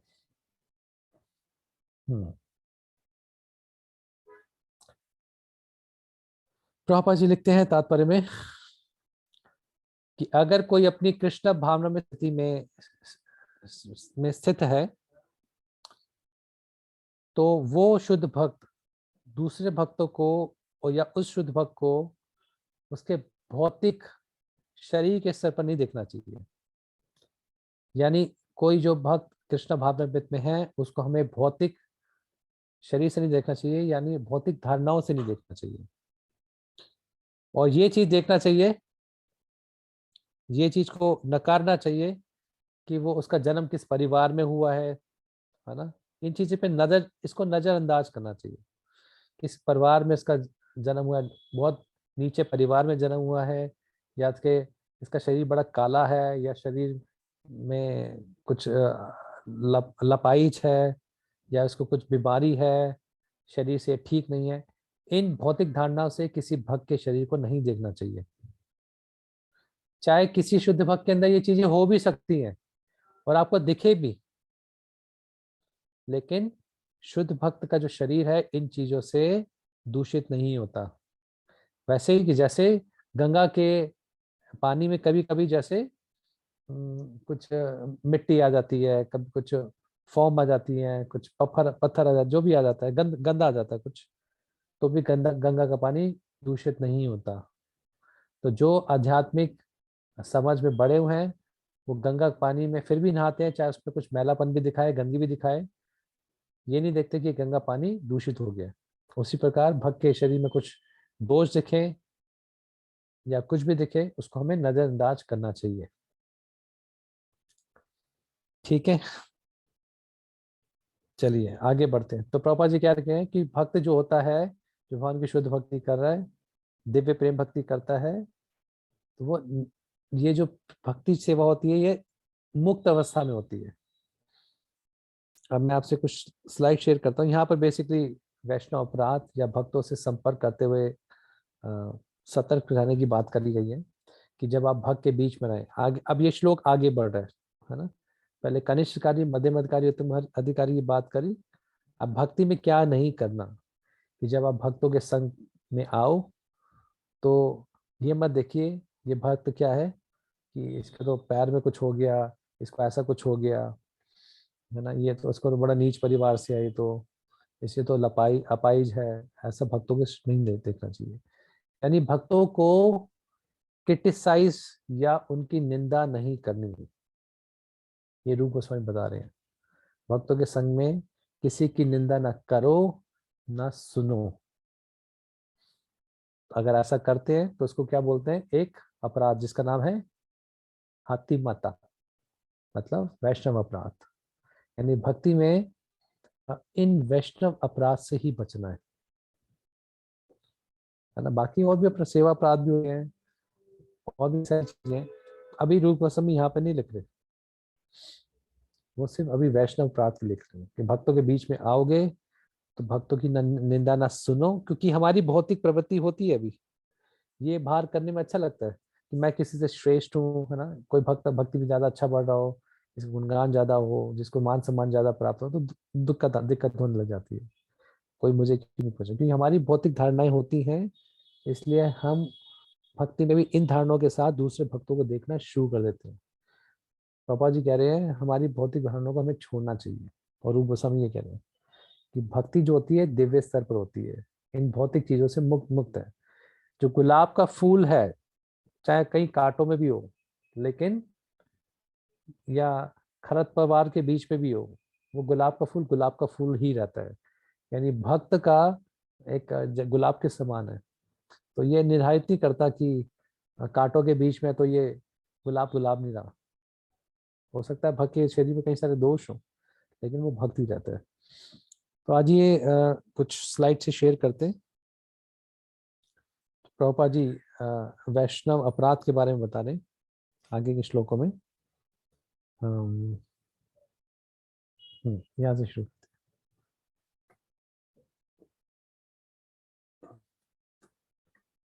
ठीक है, दिख रही है आपको स्लाइड?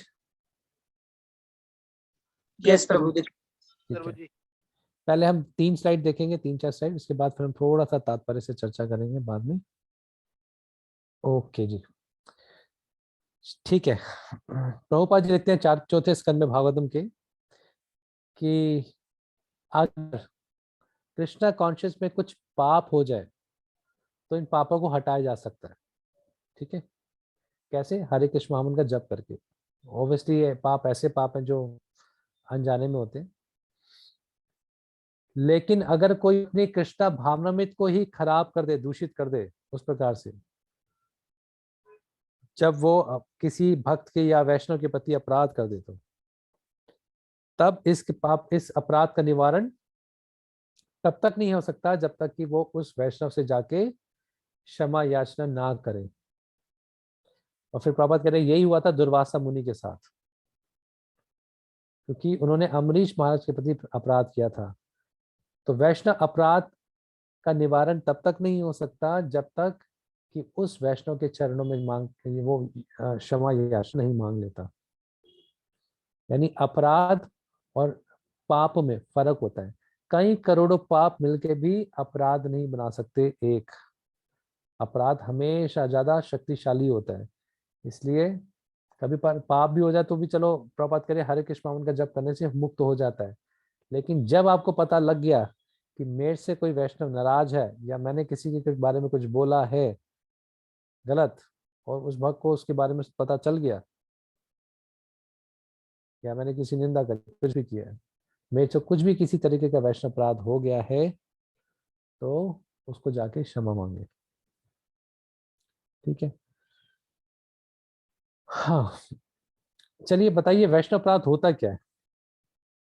किसी से द्वेष करना, द्वेष क्या करना क्या चीजें वैष्णव अपराध में आती है? द्वेष करना, ठीक है, और सबसे बड़ा तो यही बताया कि उससे नफरत करना, उसे जेलस रखना, और दूसरा ये कि उस भक्त की निंदा करना दूसरों भक्तों से, कि ये जो हमें सिद्धांत बता रहा है इसमें अपने मन गढ़ंत भी जो है वो बता रहा है इस तरह। प्रभु शरीर, वाणी और मन के जरिए उनका अपराध करना। ओके, शरीर, वाणी, मन के द्वारा, और तीनों में ज्यादा, तीनों एक दूसरे से ज्यादा प्रभावित हुआ है। मन थोड़ा कम है, वाणी उससे ज्यादा, हाँ थोड़ा ज्यादा, शरीर हाँ से, तीनों का प्रभाव ज्यादा है। और कोई? सही है। अपराध होते हैं अपराध, बेइज्जती, निंदा करना, किसी पे दोष द्वेष, हाँ हाँ ठीक है, ठीक है। क्रोध करना, नो हर्षम देख करके उसका स्वागत करना, उसका पालना करना, इसी प्रकार से होते हैं वैष्णव अपराध। अच्छा, और भौतिक दृष्टि से देखना ये भी अपराध है। ठीक है। अच्छा, ना देना। मान लीजिए जब वैष्णव अपराध हुए तो यहाँ पे बताया गया कि उस भक्त के चरणों में जाके याचना करना और क्षमा मांगना, ठीक है। या अगर व्यक्ति क्षमा ना करे तो अपराध रहता है। प्रभु भक्त पर दुख दयालु होता है, क्षमा कर देगा। मान लीजिए अपराध इतना ज्यादा है, उसको इतना ज्यादा दुख पहुंचा है, वो नहीं, इस स्थिति में नहीं है कि आपको क्षमा करना, आपने इतना आघात पहुंचाया है। ओहो, देखिए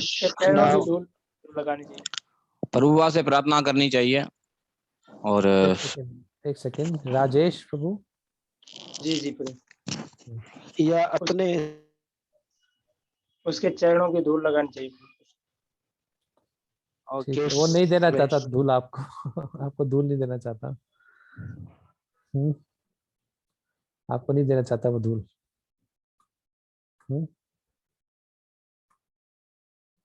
क्या करना चाहिए?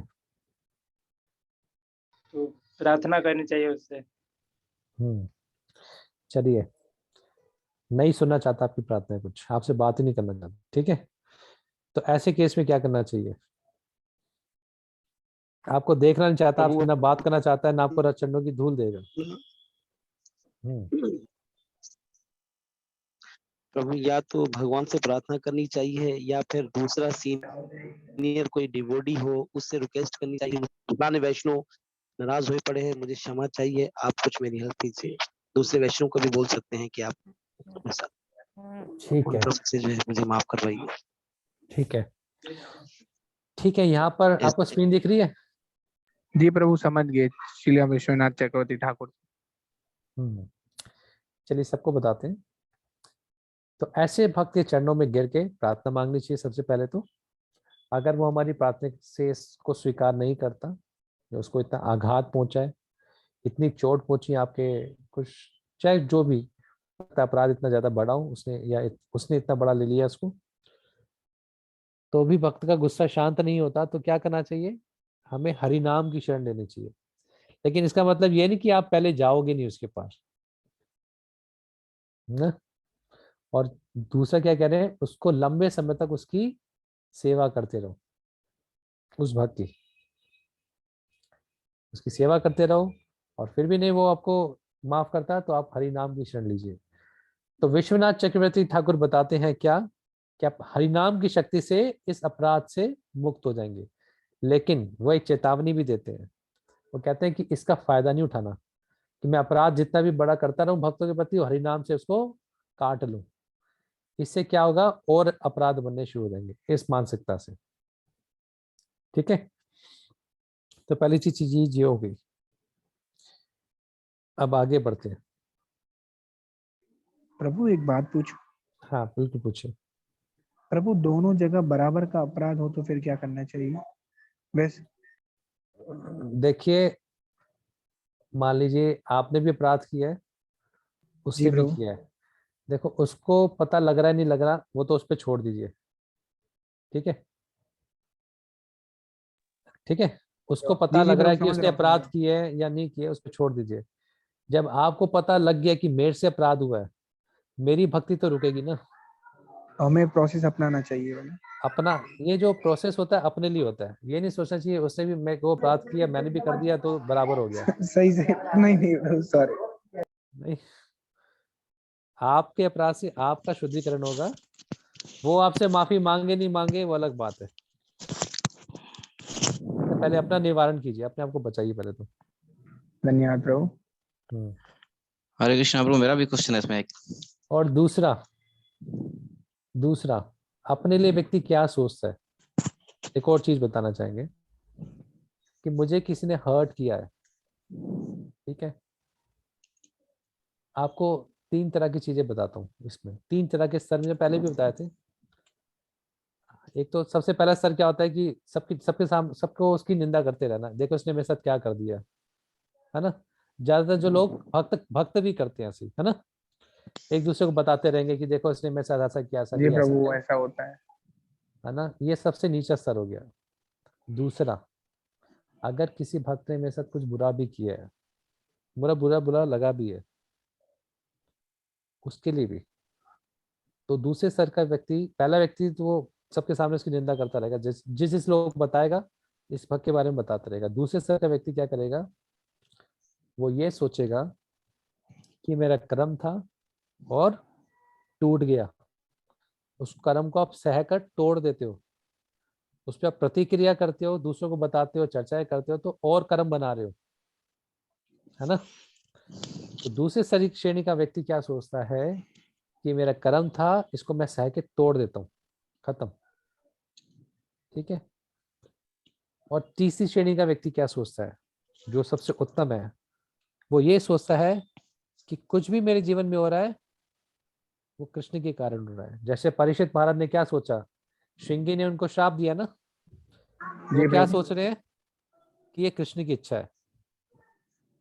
ये होते हैं तीसरी श्रेणी के लोग जो कृष्ण की इच्छा को समझते हैं। पहली श्रेणी का व्यक्ति क्या करेगा, पहली श्रेणी का व्यक्ति दूसरों को निंदाएं करेगा, चर्चा प्रोपेगेट करेगा, करेगा सबको। प्रोपेगेट करेगा।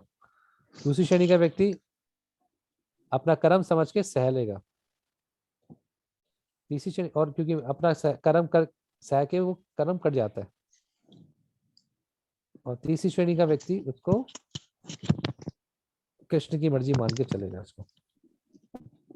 प्रभु एक एग्जाम्पल तो आपने अभी परीक्षित महाराज की दी, और कोई एग्जाम्पल है प्रभु इसमें तीसरी श्रेणी के व्यक्ति की? तीसरी श्रेणी के व्यक्ति में जो सिर्फ कृष्ण की मर्जी, भागवत में कई वो आते हैं, चाहे अमरीश महाराज लीजिए, कुछ प्रतिक्रिया नहीं करी उन्होंने। हाँ हाँ प्रभु, हाँ ठीक ठीक। कई सारे, पूरी भागवतम एग्जाम्पल से भरी है इसमें तो। इसमें एक और चीज मैं बताना चाहूंगा, एक मिनट मुझे दीजिए, एक सेकंड। आपका प्रश्न था कि एक सेकंड, आपका प्रश्न क्या था शुरुआत में, एक चीज मैं बताना चाहता था। किसी को प्रभु क्षमा मेरा करने के लिए, प्रश्न, ठीक है ठीक है ठीक है, किसी का प्रश्न था। इसमें एक चीज और थी। हाँ, तो एक भक्त क्या क्या सोचता है कि कृष्ण मेरा अहंकार तोड़ रहे हैं इससे, है ना। और दूसरा, एक सेकंड, एक मिनट दीजिए मुझे।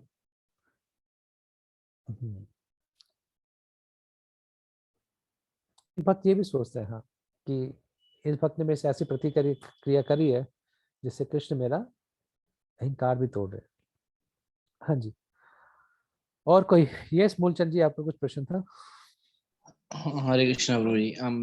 मेरा जो इसमें तो कुछ तो आंसर मिला है मुझे, आपने जो बताया थोड़ा सा, फिर भी मैं पूछना चाह रहा हूँ जैसे संस्था के हवाले से या रूल्स के हवाले से अगर किसी से डिस्कशन में जो है वो मतलब बात नहीं बनी और वो नाराज हो गया, लेकिन फिर भी अगर हमने उसको एक्सक्यूज कहा, लेकिन उसके बाद उसके व्यवहार से ऐसा लगता है कि वो नाराज है, फिर क्या करना चाहिए? तो इसमें ये लिखा है उसकी सेवा करने का प्रयास करना चाहिए, और फिर नहीं वो एक बार आपने क्षमा मांग भी ली, एक दो बार प्रयास भी कर लिए। देखिए इसमें एक ये भी है कि क्षमा मांगी कैसे, है ना। व्यक्ति ये नहीं सुनना चाहता कि आप सिर्फ सॉरी बोल रहे हो। व्यक्ति ये जानना चाहता है कि आपको अपनी गलती रियलाइज हुई है कि नहीं हुई। सॉरी बोलने से थोड़ा काम चल जाता है ना।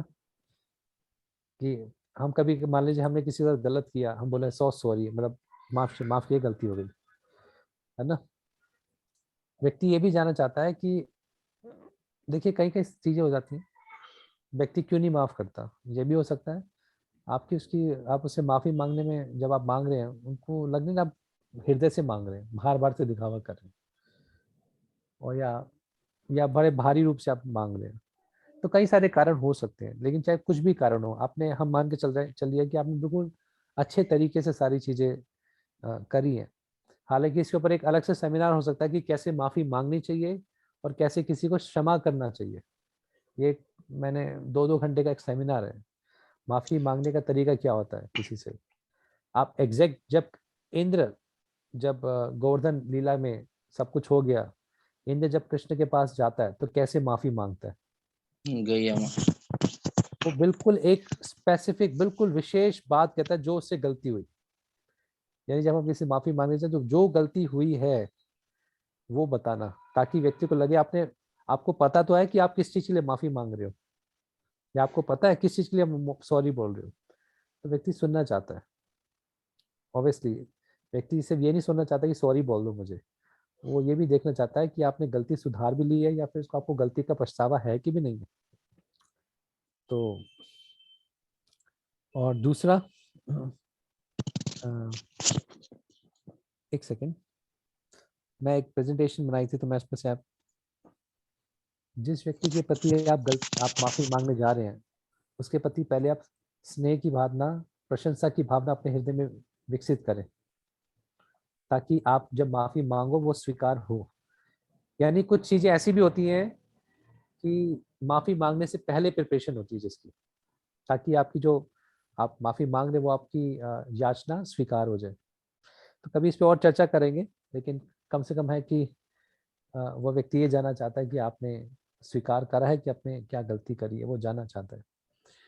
ठीक है, और किसी का प्रश्न कुछ?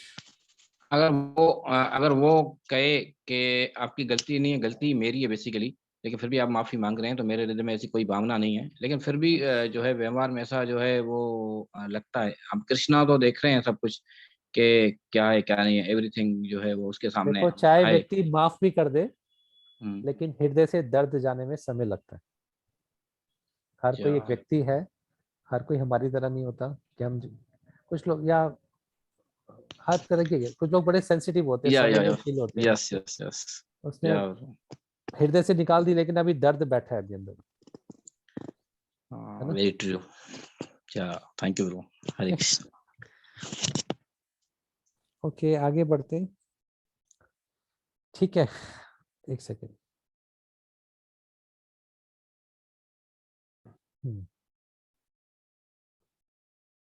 स्क्रीन दिख रही है आपको? यस जी प्रभु। प्रभु। अच्छा, अब गुरु पे। अगर कोई गुरु के प्रति अपराध करता है तो उसने जो गुरु से अपना मंत्र लिया है उसका कोई मतलब और उद्देश्य नहीं रह जाता। दीक्षा के समय गुरु अपनी शक्ति मंत्र में डालते हैं, लेकिन अगर कोई अपने गुरु को ही के प्रति ही अपराध करे तो मंत्र व्यर्थ हो जाता है और बाद में व्यक्ति पाप में क्रिया में लग जाता है और जो प्रामाणिक शास्त्र नहीं है उनको पढ़ने लग जाता है। जो व्यक्ति गुरु के प्रति अपराध करता है वो पाप में क्रिया में लगेगा आगे। उसका जो मंत्र है वो भी व्यर्थ हो जाता है, यूजलेस है। तो अगर गुरु के प्रति अपराध हो तो क्या इसके निवारण है कि सबसे पहले जो प्रमाणिक ग्रंथ नहीं है उनको पढ़ना बंद कीजिए, बुरे संग से बचिए और अपने आप को रोते हुए गुरु के चरणों में समर्पित कीजिए। ये लिख रहे हैं भक्ति विनोद ठाकुर, है ना। अपने उस पाप के निवारण के लिए, अपराध के निवारण के लिए गुरु के चरणों में गिर के क्षमा मांगे।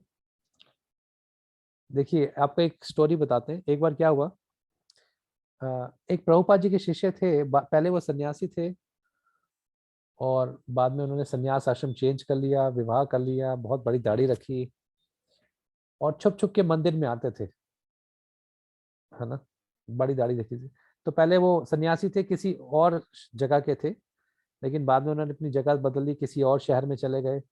वहां पर एक मंदिर था, वहां पर छुप छुप के आते थे। तो एक बार उनको पता लगा कि उस मंदिर में प्रभुपाद जी आने वाले हैं। तो फिर वो भी छुप के गए प्रभुपाद जी से मिलने, दर्शन करने के लिए। प्रभुपाद जी आए थे वहां पर लेक्चर देने के लिए, और ये जो सन्यासी जो बाद में गृहस्थ हो गए थे, ये प्रभुपाद जी के दर्शन के लिए आए थे। तो वहां पे प्रभुपाद जी ने दर्शन दिए, क्लास दी। तो ये कोने में जाके प्रभुपाद जी क्लास सुनी। तो जब प्रभुपाद जी आए थे उस शहर में, तो कई सारे और भी भक्त आए थे अलग अलग शहर से। ये अमेरिका की बात हो रही है। तो उनमें से एक व्यक्ति ने पहचान लिया उस व्यक्ति को, उस सन्यासी को। तो और फिर बाकी कई लोगों से उसको डांटा कि आपको शर्म नहीं आती कि आपने अपना सन्यास छोड़ दिया। थोड़ा सा डांट के उनको बोला, अलग से ही बोला। वहां पे दो चार लोग भी खड़े थे ऐसे। तो हालांकि वो तब डांटा जब वो व्यक्ति प्रयास कर रहा था कि मैं प्रभुपाद से मिलने जाऊं। तो जो मिलने जा रहा था, तो बीच में एक और शिष्य मिल गए थे, उन्होंने, जो सन्यासी गिर गए थे, तो उनको खूब डांटा और उनको प्रभुपाद से मिलने के लिए नहीं देने दिया। फिर बाकी दूसरे भक्तों ने बताया कि प्रभुपाद जी, एक ऐसे आपका शिष्य आए थे जो पहले सन्यासी थे, प्रभुपाद जी जानते थे उनको और ये भी जानते थे उसने बाद में विवाह कर लिया है। जब प्रभुपाद जी को पता लगा कि ऐसे एक शिष्य ने उसको डांट के भगा दिया, मेरे से मिलने नहीं दिया, तो प्रभुपाद ने कहा पहले उसको बुलाओ। तो प्रभुपाद जी ने शिष्य को बुलाया कि आपने उसको डांटा क्यों? अब आपने और मुश्किल बना दिया उसका रास्ता कि वो मेरे पास आ सके। वो मेरे पास आ रहा था, लेकिन आपकी इसी डांट से अब वो कतराएगा। तो जाओ कहीं से भी इस भक्त को ढूंढ के लेके आओ। तो फिर कैसे न कैसे उस जिस व्यक्ति ने डांटा था उसको ढूंढ के निकाल के प्रभुपाद जी के पास लेके आए। जब प्रभुपाद जी के पास आए, प्रभुपाद ने देखा उसके बाल बहुत बड़े हुए थे, दाढ़ी बहुत बड़ी हुई थी, पहले सन्यासी थे, महाराज थे पहले ये। तो और उस भक्त को भी बड़ा रोना आया प्रभुपाद जी को देख के। तो प्रभुपाद जी भी रो रहे थे, वो भक्त भी रो रहा था। और फिर बाद में प्रभुपाद जी ने उसको स्वीकार किया और कहीं सेवा में लगाया। तो गुरु कभी अपने शिष्य को रिजेक्ट नहीं करता, शिष्य रिजेक्ट कर दे। और कभी कभार कुछ ऐसा हो भी जाए शिष्य से, या हम भक्तों से भी कभी कभार हो जाए, कुछ छड़ा जाए किसी हमारी बात को, कभी कभी मजाक में या कुछ भी किसी भी तरीके से, हमें पहले लाने का प्रयास करना चाहिए। दूसरा, अपने दरवाजे हमेशा खुले रखने चाहिए। उस भक्त के बारे में चर्चाएं नहीं करनी चाहिए हर जगह, क्योंकि जब उसको पता लगेगा मेरे बारे में लोग ऐसी चीजें बोल रहे हैं, तो उसका आना और मुश्किल हो जाएगा।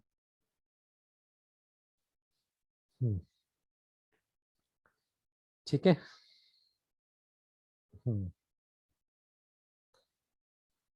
आगे बढ़ते हैं।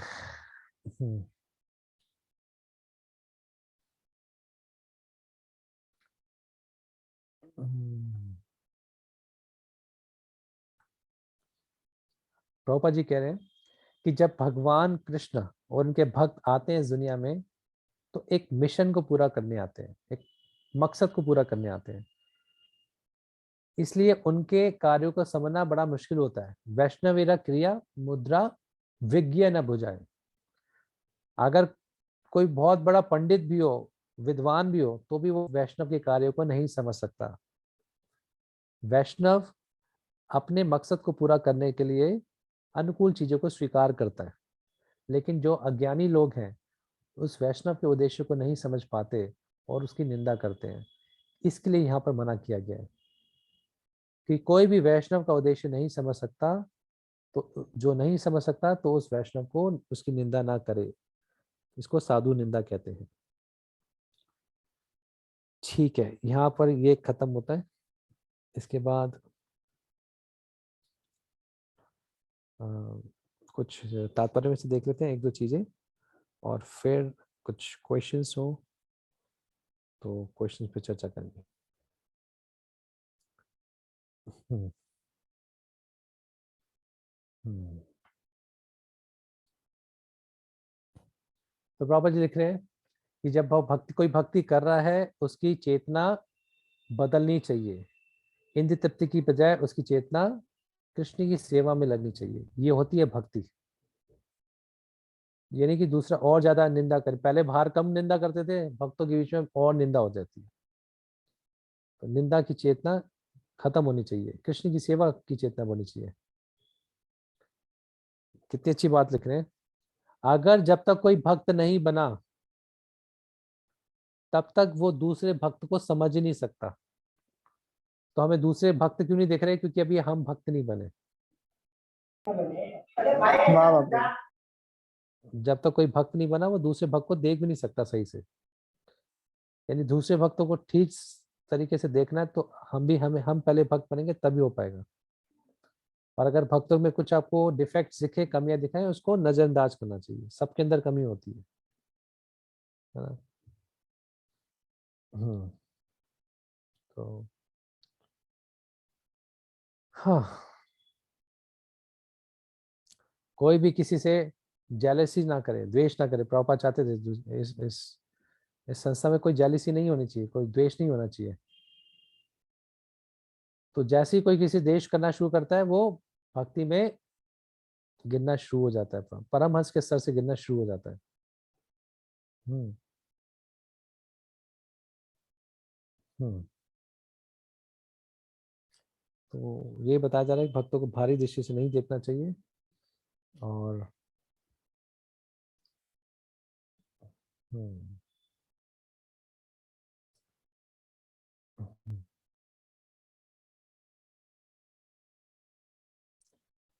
हाँ, ये चीज है। हाँ, जो उन्नत वैष्णव है, हाँ, वो हमेशा गुरु की स्थिति में स्थित रहता है, और जो कनिष्ठ है वो उसके शिष्य बनते हैं। तो ऐसा नहीं कि जो गुरु है वो अपने शिष्य से निर्देश प्राप्त करे, और जो शिष्य कहे वो उसके लिए ओबलाइज हो जाए। गुरु ओबलाइज नहीं होना चाहिए। तो ये यहाँ पर रूप गोस्वामी बता रहे हैं, प्रभुपाद जी लिख रहे हैं, गुरु ओबलाइज नहीं होना चाहिए। इतना फेवर ना ले ले सिस्टर शिष्य से कि उसकी गलती बताने के लिए ओबलाइज हो जाए। ठीक है, कोई किसी का प्रश्न इस यहाँ पर? अच्छा, एक प्रश्न मेरा है। अगर मान लीजिए आपसे अपराध हुआ है और आपको पता नहीं है, तो कैसे पता लगे? कैसे पता लग सकता है कि आपसे अपराध हुआ है? प्रभु, इस प्रकार का तो सवाल था मेरा। पूछिए आपका सवाल। उसको व्यवहार से पता पड़ सकता है, उसकी डीलिंग से। क्या व्यवहार में? कैसे? मतलब उस अगर वक्त की किसी डीलिंग भक्त से। के ठीक है, ठीक है, डीलिंग से, चलो उस वक्त डीलिंग की से नहीं डीलिंग पता लगा। अगर आपसे कोई अपराध हुआ है, आपको कैसे पता लगे? प्रभु, उसको माला में रुचि नहीं मिलेगी, उसकी जो रेगुलेटरी प्रिंसिपल है वो सही से फॉलो नहीं होगे, मंगल आरती छूट रही होगी, इस ठीक है, प्रकार शायद। ठीक है, ठीक है। ये चलो अपराध से भी, थोड़ी लापरवाही से भी हो जाता है। क्या क्या जी जी तरीके प्रभु। हैं अपराध जानने के कि मेरे से अपराध हुआ है? एक तो उस भक्त ने बता दिया जिससे हुआ, जैसे पता आप मूलचंद जी ने कहा कि उस भक्त के व्यवहार से पता लग जाता है। और सेवा करने में प्रभु अच्छा नहीं लगता है। ठीक है, और इवन वो दूसरे से भी कहता है कि इस भक्त ने मेरे बारे में सब बोला है, तो दूसरे से भी कहता है, जैसा अभी हम चर्चा कर रहे हैं। यानी दूसरे भक्तों से पता लग जाता है। ठीक है, ये तरीके हैं। एक तरीका क्या हो गया कि उस भक्त के व्यवहार से पता लग गया। दूसरा क्या? और भक्तों से पता लग जाता है। तीसरा, अपनी साधना में भी चलो कमी दिखनी शुरू हो जाती है। चौथा, एक चीज हम बताना चाहें, जब आप साधना अच्छी करते हैं तो कृष्णा भी आपको बताते हैं, परमात्मा भी बताते हैं इस भक्त के। देखिए भक्ति की यात्रा में कृष्ण आपके साथ है, तो कृष्णा भी बता देते हैं ये अपराध है, इसको ठीक कर लो। तो जब आपको पता ना हो कि मेरे से अपराध हुआ है तो कृष्ण आपको बता देंगे, ताकि आपका वो निवारण हो गया, भक्ति में आगे बढ़ सके, क्योंकि कृष्ण चाहते हैं आप भक्ति में आगे बढ़ो, है ना। और जब फिर पता लग जाए कि हाँ अपराध हुआ तो उस भक्त के पास जाके क्षमा मांग ले, यानी भगवान बुद्धि देते हैं। इसलिए अच्छे से माला का जप कीजिए, माला की शक्ति से भगवान आपको प्रेरणा देंगे, तो कहाँ कहाँ गलती करें भगवान आपको बताना शुरू कर देते हैं। और दूसरे ऐसे बताया मन से, वाणी से और शरीर से अपराध होते हैं। मन में जब आए अपराध की भावना, तो मन से तो अपराध नहीं लगते, कलयुग में वो अपराध क्षमा है। छूट है। लेकिन अगर आप उसको मन के लेवल पे नहीं रोकोगे तो वो एक दिन वाणी में तो आएगा ही आएगा, है ना। अगर मन के लेवल पर उसके अपराधों को नहीं रोकोगे, प्रयास नहीं करोगे, तो वाणी में आ जाएगा। ये नहीं कि मन के लेवल पर अपराध है तो क्षमा तो है, लेकिन उसको बढ़ावा देना चाहिए, मन के लेवल पर रोकने का प्रयास भी करना चाहिए। ठीक है।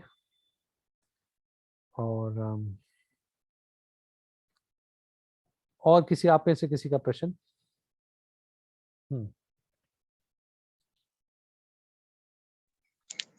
वो आपसे पर्सनली पूछ सकते हैं नंबर पे बाद में। ठीक है। और कोई?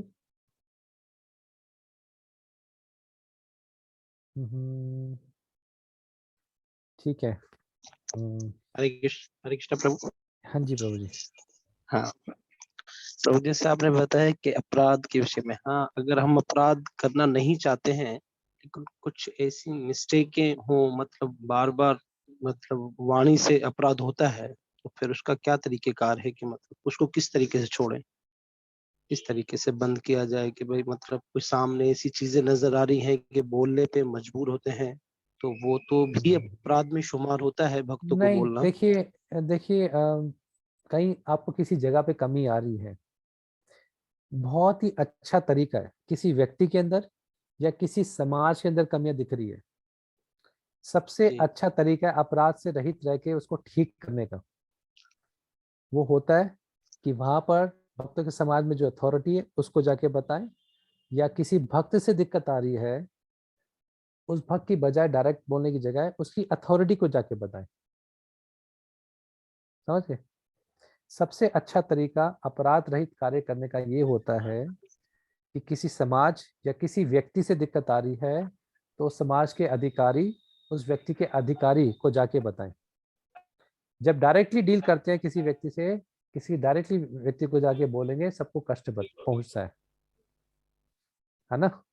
तो उसके अधिकारी को जाके बताते हैं, जिसके अंडर रह के वो भक्ति कर रहा है, या उसका जो काउंसलर है, मेंटर है, जिसको भी आप कुछ भी कहते हैं। ये सबसे उत्तम तरीका है, अच्छा तरीका है। अगर ये हो सकता है तो सबसे पहले इसी तरीके को ही अपनाना चाहिए, उसके अधिकारी को जाके बता दें, है ना। मतलब इसी तरीके को फॉलो करें प्रभु। अब ये सबसे ज्यादा उत्तम तरीका है। देखिए जब तक आपका श्रद्धा और संबंध नहीं है, किसी साथ नहीं है, आप बोलेंगे तो कुछ भी हो सकता है, व्यक्ति कैसे भी सोच सकता है। दूसरा, अपराध कब बनता है? कोई चीज सिर्फ बोलने से नहीं बनता। अपराध तब बनता है जब द्वेष की भावना से आप उसका अहित चाह रहे हैं, गुस्से में आके द्वेष की भावना से किसी की निंदा कर रहे हैं, है ना। अगर आपका भाव ठीक है तो वो अपराध नहीं बनता। समझे? अपराध किस चीज, दो भक्त आपस में एक चर्चाएं कर रहे हैं, आपस में द्वेष की भावना नहीं है, उस भक्त के लाभ के लिए कर रहे हैं, या द्वेष की भावना से रही चर्चा कर रहे हैं, कुछ उसका उनका पर्सनल नहीं है, तो भारी सी दृष्टि से देखे तो कहेगा ये तो निंदा हो रही है, इसकी चर्चा करें भक्त की। निंदा तब बनती है कोई चीज जब आप जानबूझकर उसका नुकसान कुछ चाहते हैं या उसके अंदर कमियां निकाल रहे हैं, आपका कुछ लक्ष्य होता है। अगर वैसी चर्चा हो रही है, आपका कुछ द्वेष नहीं है, तो निंदा क्यों बनेगा, वो अपराध क्यों बनेगा, है ना। लेकिन क्या होता है, जब जब कैजुअल टॉक होती है, कैजुअल टॉक को उर्दू में क्या कहेंगे, कैजुअल, आपस में बातचीत, आम सी बातें। आम सी बातें होती है ना, तो इतना संयम नहीं होता, निकल आ जाते हैं, कुछ ना कुछ हो जाती है। इसलिए आम बातों में भी अपने आप को बहुत सतर्कता दें। अपराध वो तब तक नहीं बनेगा जब तक आप जानबूझकर द्वेष रखकर किसी के बारे में चर्चा नहीं कर रहे, तब तक अपराध नहीं बनेगा, ठीक है। और सबसे अच्छा तरीका है ऐसी चर्चाएं आप किसी अथॉरिटी से कीजिएगा। इसमें भी कभी देखा जाता है प्रभु जी, वो कहता है कि आपने मुझे क्यों नहीं बोला, आपने दूसरे को जाके बोल दिया मेरी, और आपने सिर बेइज्जती कर दी। वो गिल्टी फील करता है कि मेरे अधिकारी को क्यों बोल दिया, मुझे बोलना चाहिए था। कोई दिक्कत नहीं, अभी वो कम बोल रहा है। जी प्रभु, ऐसा होता है ना प्रभु। अधिकारी को बोलने पे वो कम बोल रहा है, उसको जाके बोलते तो और ज्यादा बोलता है। देखिए, किसको बोल के ज्यादा सीधी बात की जा सकती है, किसके साथ कर सकते हैं, जिसके साथ संबंध हो, जिसमें आपस में श्रद्धा हो, एक दूसरे की आपस में विश्वास का संबंध हो, है ना। उसके साथ भी बड़ा सोच समझ के किया जाता है कि करे नहीं करे। सबके साथ सीधी सीधी बात नहीं करी जाती, उनको कहने दो, कोई दिक्कत नहीं।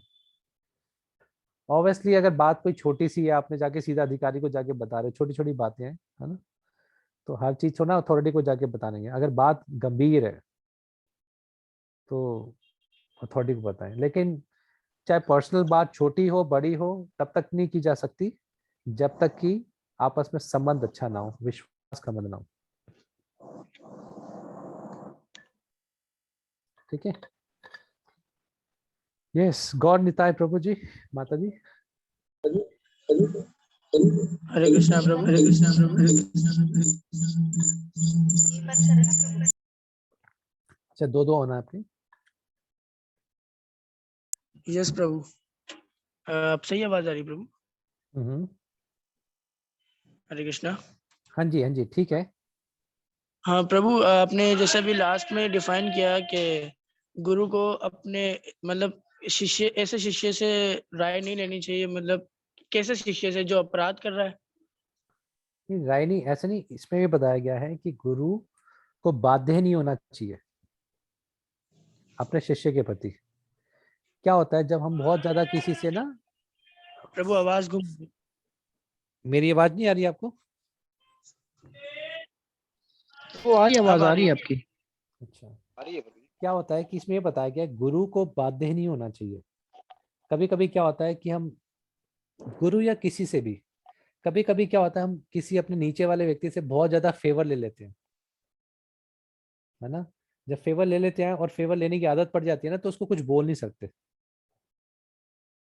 तो ऐसा ना करें कि आप बाध्य बन जाए। शिष्य, गुरु ऐसे कार्य ना करे कि अपने शिष्य से इतना फेवर ना ले ले कि बाध्य हो जाए, है ना, कि जो शिष्य कहेगा वो गुरु को मानना पड़ेगा। गुरु हमेशा राय लेता है, ऑब्वियसली। राय लेने का मतलब गुरु डिस्कस करता है ना, सेवाएं डिस्कस करता है। गुरु कभी हमेशा ही नहीं कहता ये करना ही करना है, आंख बंद करके करो, मेरे को कुछ बोलो मत। गुरु हमेशा कोई सेवा देता है तो राय लेता है, बात करता है। लेकिन गुरु बाध्य नहीं होना चाहिए कि आपकी राय मानी जाएगी नहीं मानी जाएगी। गुरु हमेशा स्वतंत्र होना चाहिए। लेकिन जनरली गुरु राय जरूर मांगेगा, डिस्कस करेगा, चर्चाएं करेगा किसी प्रोजेक्ट को, सेवाओं को, भक्त के जीवन में। लेकिन गुरु अपने आप को ऐसी स्थिति में डाल ले कि अब कई शिष्य गलत भी कर रहा है तो वो बाध्य हो गया, क्योंकि उससे इतना फेवर ले लेता है ना। यहाँ पे सिंपल सी बात है, गुरु को बाध्य नहीं होना चाहिए। बाध्य कई चीजों से हो जाता है, एक होता है फेवर लेने से, है ना, कि आपका कुछ मतलब है, आप अपना लाभ है, इसलिए आप उसको कुछ बोल नहीं रहे हो कि वो लाभ मुक्त हो जाएगा। चाहे पैसे हैं, चाहे कुछ भी है, चाहे पैसे या कोई सेवा या कोई प्रोजेक्ट कर रहे हैं, है ना। तो बाध्य नहीं होना चाहिए, नहीं तो फिर क्या, गुरु बाध्य होगा तो उसको ठीक नहीं कर पाएगा, उसकी भक्ति के लिए खराब है। ओके, हरे कृष्णा। यस, रुक्मणी पति जी, आपका हो गया प्रश्न? नहीं प्रभु जी। ओके। हरे कृष्णा प्रभु जी। प्रभु आज की क्लास में से तो नहीं है, मेरा श्लोक नंबर 2 से था प्रश्न थोड़ा सा ना। ठीक है। तो उसमें आपने थोड़ा-सा बताया था कि 2 जगह नियम लागू नहीं होते, जब इंसान रोगी हो या सफ़र में हो। तो इसका थोड़ा डिफाइन कीजिए, किस किस हद तक जाकर वो लागू नहीं देखो होते? कभी-कभार क्या होता है कि नियम जो कुछ होते हैं, मान लीजिए व्यक्ति इतना बीमार है कि अपनी 16 माला नहीं कर पा रहा, वो चाह के भी नहीं कर पा रहा, 104-5 बुखार है, नहीं हो सकता, उससे नहीं हो पा रही माला, है ना? तो उस केस में नियम कोई बात नहीं, आज नहीं कल कर लीजिए, या जब ठीक हो जाए। ऑब्वियसली जितना शरीर है ठीक है, माला हो सकती है कर ले, लेकिन और ज्यादा बीमार हो जाएंगे इससे तो शरीर पे जोर नहीं देना चाहिए। या बहुत ज्यादा बीमार है, ऑपरेशन हुआ है, सो एग्जाम्पल के लिए जब व्यक्ति बीमार होता है तो रूल्स सेक्रीफाइस किए जा सकते हैं, इसको एक्सेप्शन बताया गया है, ये एक सामान्य स्थिति नहीं है। और जब ट्रेवलिंग कर रहा है तो मान लीजिए एग्जाम्पल उदाहरण देते हैं, एक भक्त थे, उनको बहुत पेट में प्रेशर लगा पेट साफ करने का। अब वो एयरपोर्ट में एरोप्लेन में बैठे थे, तो अब पेट साफ करने के बाद नहाना चाहिए, तो वो एरोप्लेन में गए, उनको एकदम से प्रेशर लगा, वो पेट साफ कर लिया, तो उस समय नहाया तो नहीं उन्होंने। तो उस प्रकार से जब आप ट्रेवलिंग कर रहे हैं तो नियम थोड़े से ऊपर नीचे हो सकते हैं। जैसे गायत्री करते हैं भक्त लोग, गायत्री नहीं हो पाती ट्रेवल में तो बाद में कर लेते। हाँ, कभी आपको पास ज्यादा समय नहीं है गायत्री का समय, ट्रैवल करते समय भी कर लेते हैं भक्त, क्योंकि आप ट्रैवलिंग में पूरे दिन ऐसे तो गायत्री छोड़ नहीं पाओगे आप। तो साफ जगह बिल्कुल नहा धो के तिलक लगा के सब कुछ, ऐसे हर जगह संभव तो नहीं है, तो जिस जगह पे हैं वहीं पे गायत्री कर ले, आप ट्रेन में या बस में कहीं भी, चाहे वो आसन साफ ना हो। तो जैसे एकादशी है या आज जैसे अद्वैताचार्य का पेरेंट्स डे है, इन उपवासों में अगर व्यक्ति की तबीयत खराब हो जाए, बुखार हो जाए, तो वो मेडिसिन वगैरह ले सकता है? वो बेड से मेडिसिन मेडिसिन ले सकता है, दवा वगैरह खा हाँ सकता है? हाँ बिल्कुल, हाँ वही है, दवाई लेना। जैसे मान लीजिए एकादशी का दिन है, आप बीमार हैं तो दवाई खाइए, है ना, दवाई खा सकते हैं। अब और बीमार पड़ जाएंगे, किसी को कोरोना हो गया, एकादशी आ गई, वो तो दवाई खाएगा नहीं तो मर ही जाएगा वो तो। जिंदा रहना ज्यादा जरूरी है। जी, जी, ज़रूर। बहुत-बहुत तो धन्यवाद। ये फिर बीमार और ट्रेवलिंग में ये चीज नियम है, थोड़े कम हो जाते हैं उनको। ठीक है, जी, 2 प्रभु जी, बहुत-बहुत चैट धन्यवाद। हैं। क्या शुद्ध भक्त और उत्तम अधिकारी का स्टेज एक ही है? शुद्ध भक्त हर कोई है, कनिष्ठ अधिकारी, उत्तम अधिकारी, मध्यम अधिकारी, तीनों ही शुद्ध भक्त हैं, लेकिन आपस में प्रकृति का फर्क है। और डिफाइन कीजिएगा प्रभु जी, अपराध और डिफाइन करें। अपराध मतलब अपराध, भगवान की जो अंतरंगा शक्ति है उससे अलग जगह। तो ये अपराध का मतलब हो गया। अपराध का मतलब जब आप द्वेषपूर्ण भावना से किसी निंदा या नुकसान प्रभु पहुंचाने का कौन सी कोशिश शक्ति, करते हैं। प्लीज प्लीज अगेन बताए प्लीज। अंतरंगा शक्ति, दिव्य शक्ति, भगवान की अंतरंगा शक्ति से दूर हो जाना, इसको कहते हैं अपराध। अपराध जो अंतरंगा शक्ति राधा रानी है ना, ठीक ठीक यानी ठीक ठीक। भौतिक धारणा से अपराधा, राधा है ना, तो भगवान की अंतरंगा शक्ति से अलग हो जाना, अपराध। ठीक है, हरे कृष्णा। जगत गुरु शिला प्रभुपाद की जय। निताई गौर प्रेमानंदे। हरि हरि बोल। हरि, हरि, हरि, हरे हरीश प्रभु जी एक मिनट जरा, प्रभु जी कल के लिए क्या शेड्यूल है हमारा, असाइनमेंट्स कल वगैरह? के लिए हम सेम टाइम पे मिलेंगे कल, 7 आपके टाइम के हिसाब से 7 से 9। जी प्रभु। ठीक है ना, कल और परसों में मिला ना, बस 2 दिन का और रह गए। अच्छा प्रभु जी, एक छोटी सी ये भी थी कि जैसे प्रभु संस्कृत में जो भी ये श्लोक्स हैं, तो ये थोड़ा सा प्रभु इसमें ना थोड़ा सा पढ़ने में थोड़ा सा प्रभु मसला आ रहा है ना शब्दों में, तो इसका थोड़ा प्रभु बताएं कि कैसे इसको हम लोग याद कर पाएंगे। अच्छा, संस्कृत में श्लोक सुन के कर लीजिए, नहीं तो जी सुन, या प्रभु आप पर्सनली ग्रुप में है ना वॉइस डाल दें आप। अच्छा, श्लोक को मैं करके डाल दूं आपके हाँ जी, ओके, थोड़ा जैसे। ठीक है 4 श्लोक होगा ना? जी जी ठीक है, जो आपके टेस्ट में आने हैं। जी जी बिल्कुल, ठीक है मैं डाल देता हूँ उसमें। धन्यवाद प्रभु जी, बहुत हरे कृष्ण।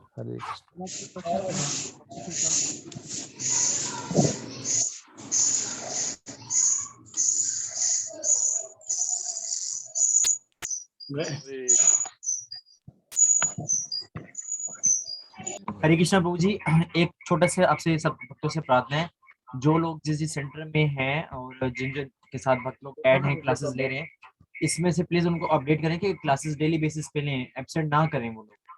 आज आप देख लें कि मैक्सिमम स्टार्ट में 25 लोग होते थे प्रभु, फिर 22, फिर 18, फिर 15, आज 11 लोग हैं क्लासेस में। देखिए आप सब लोग देख सकते हैं।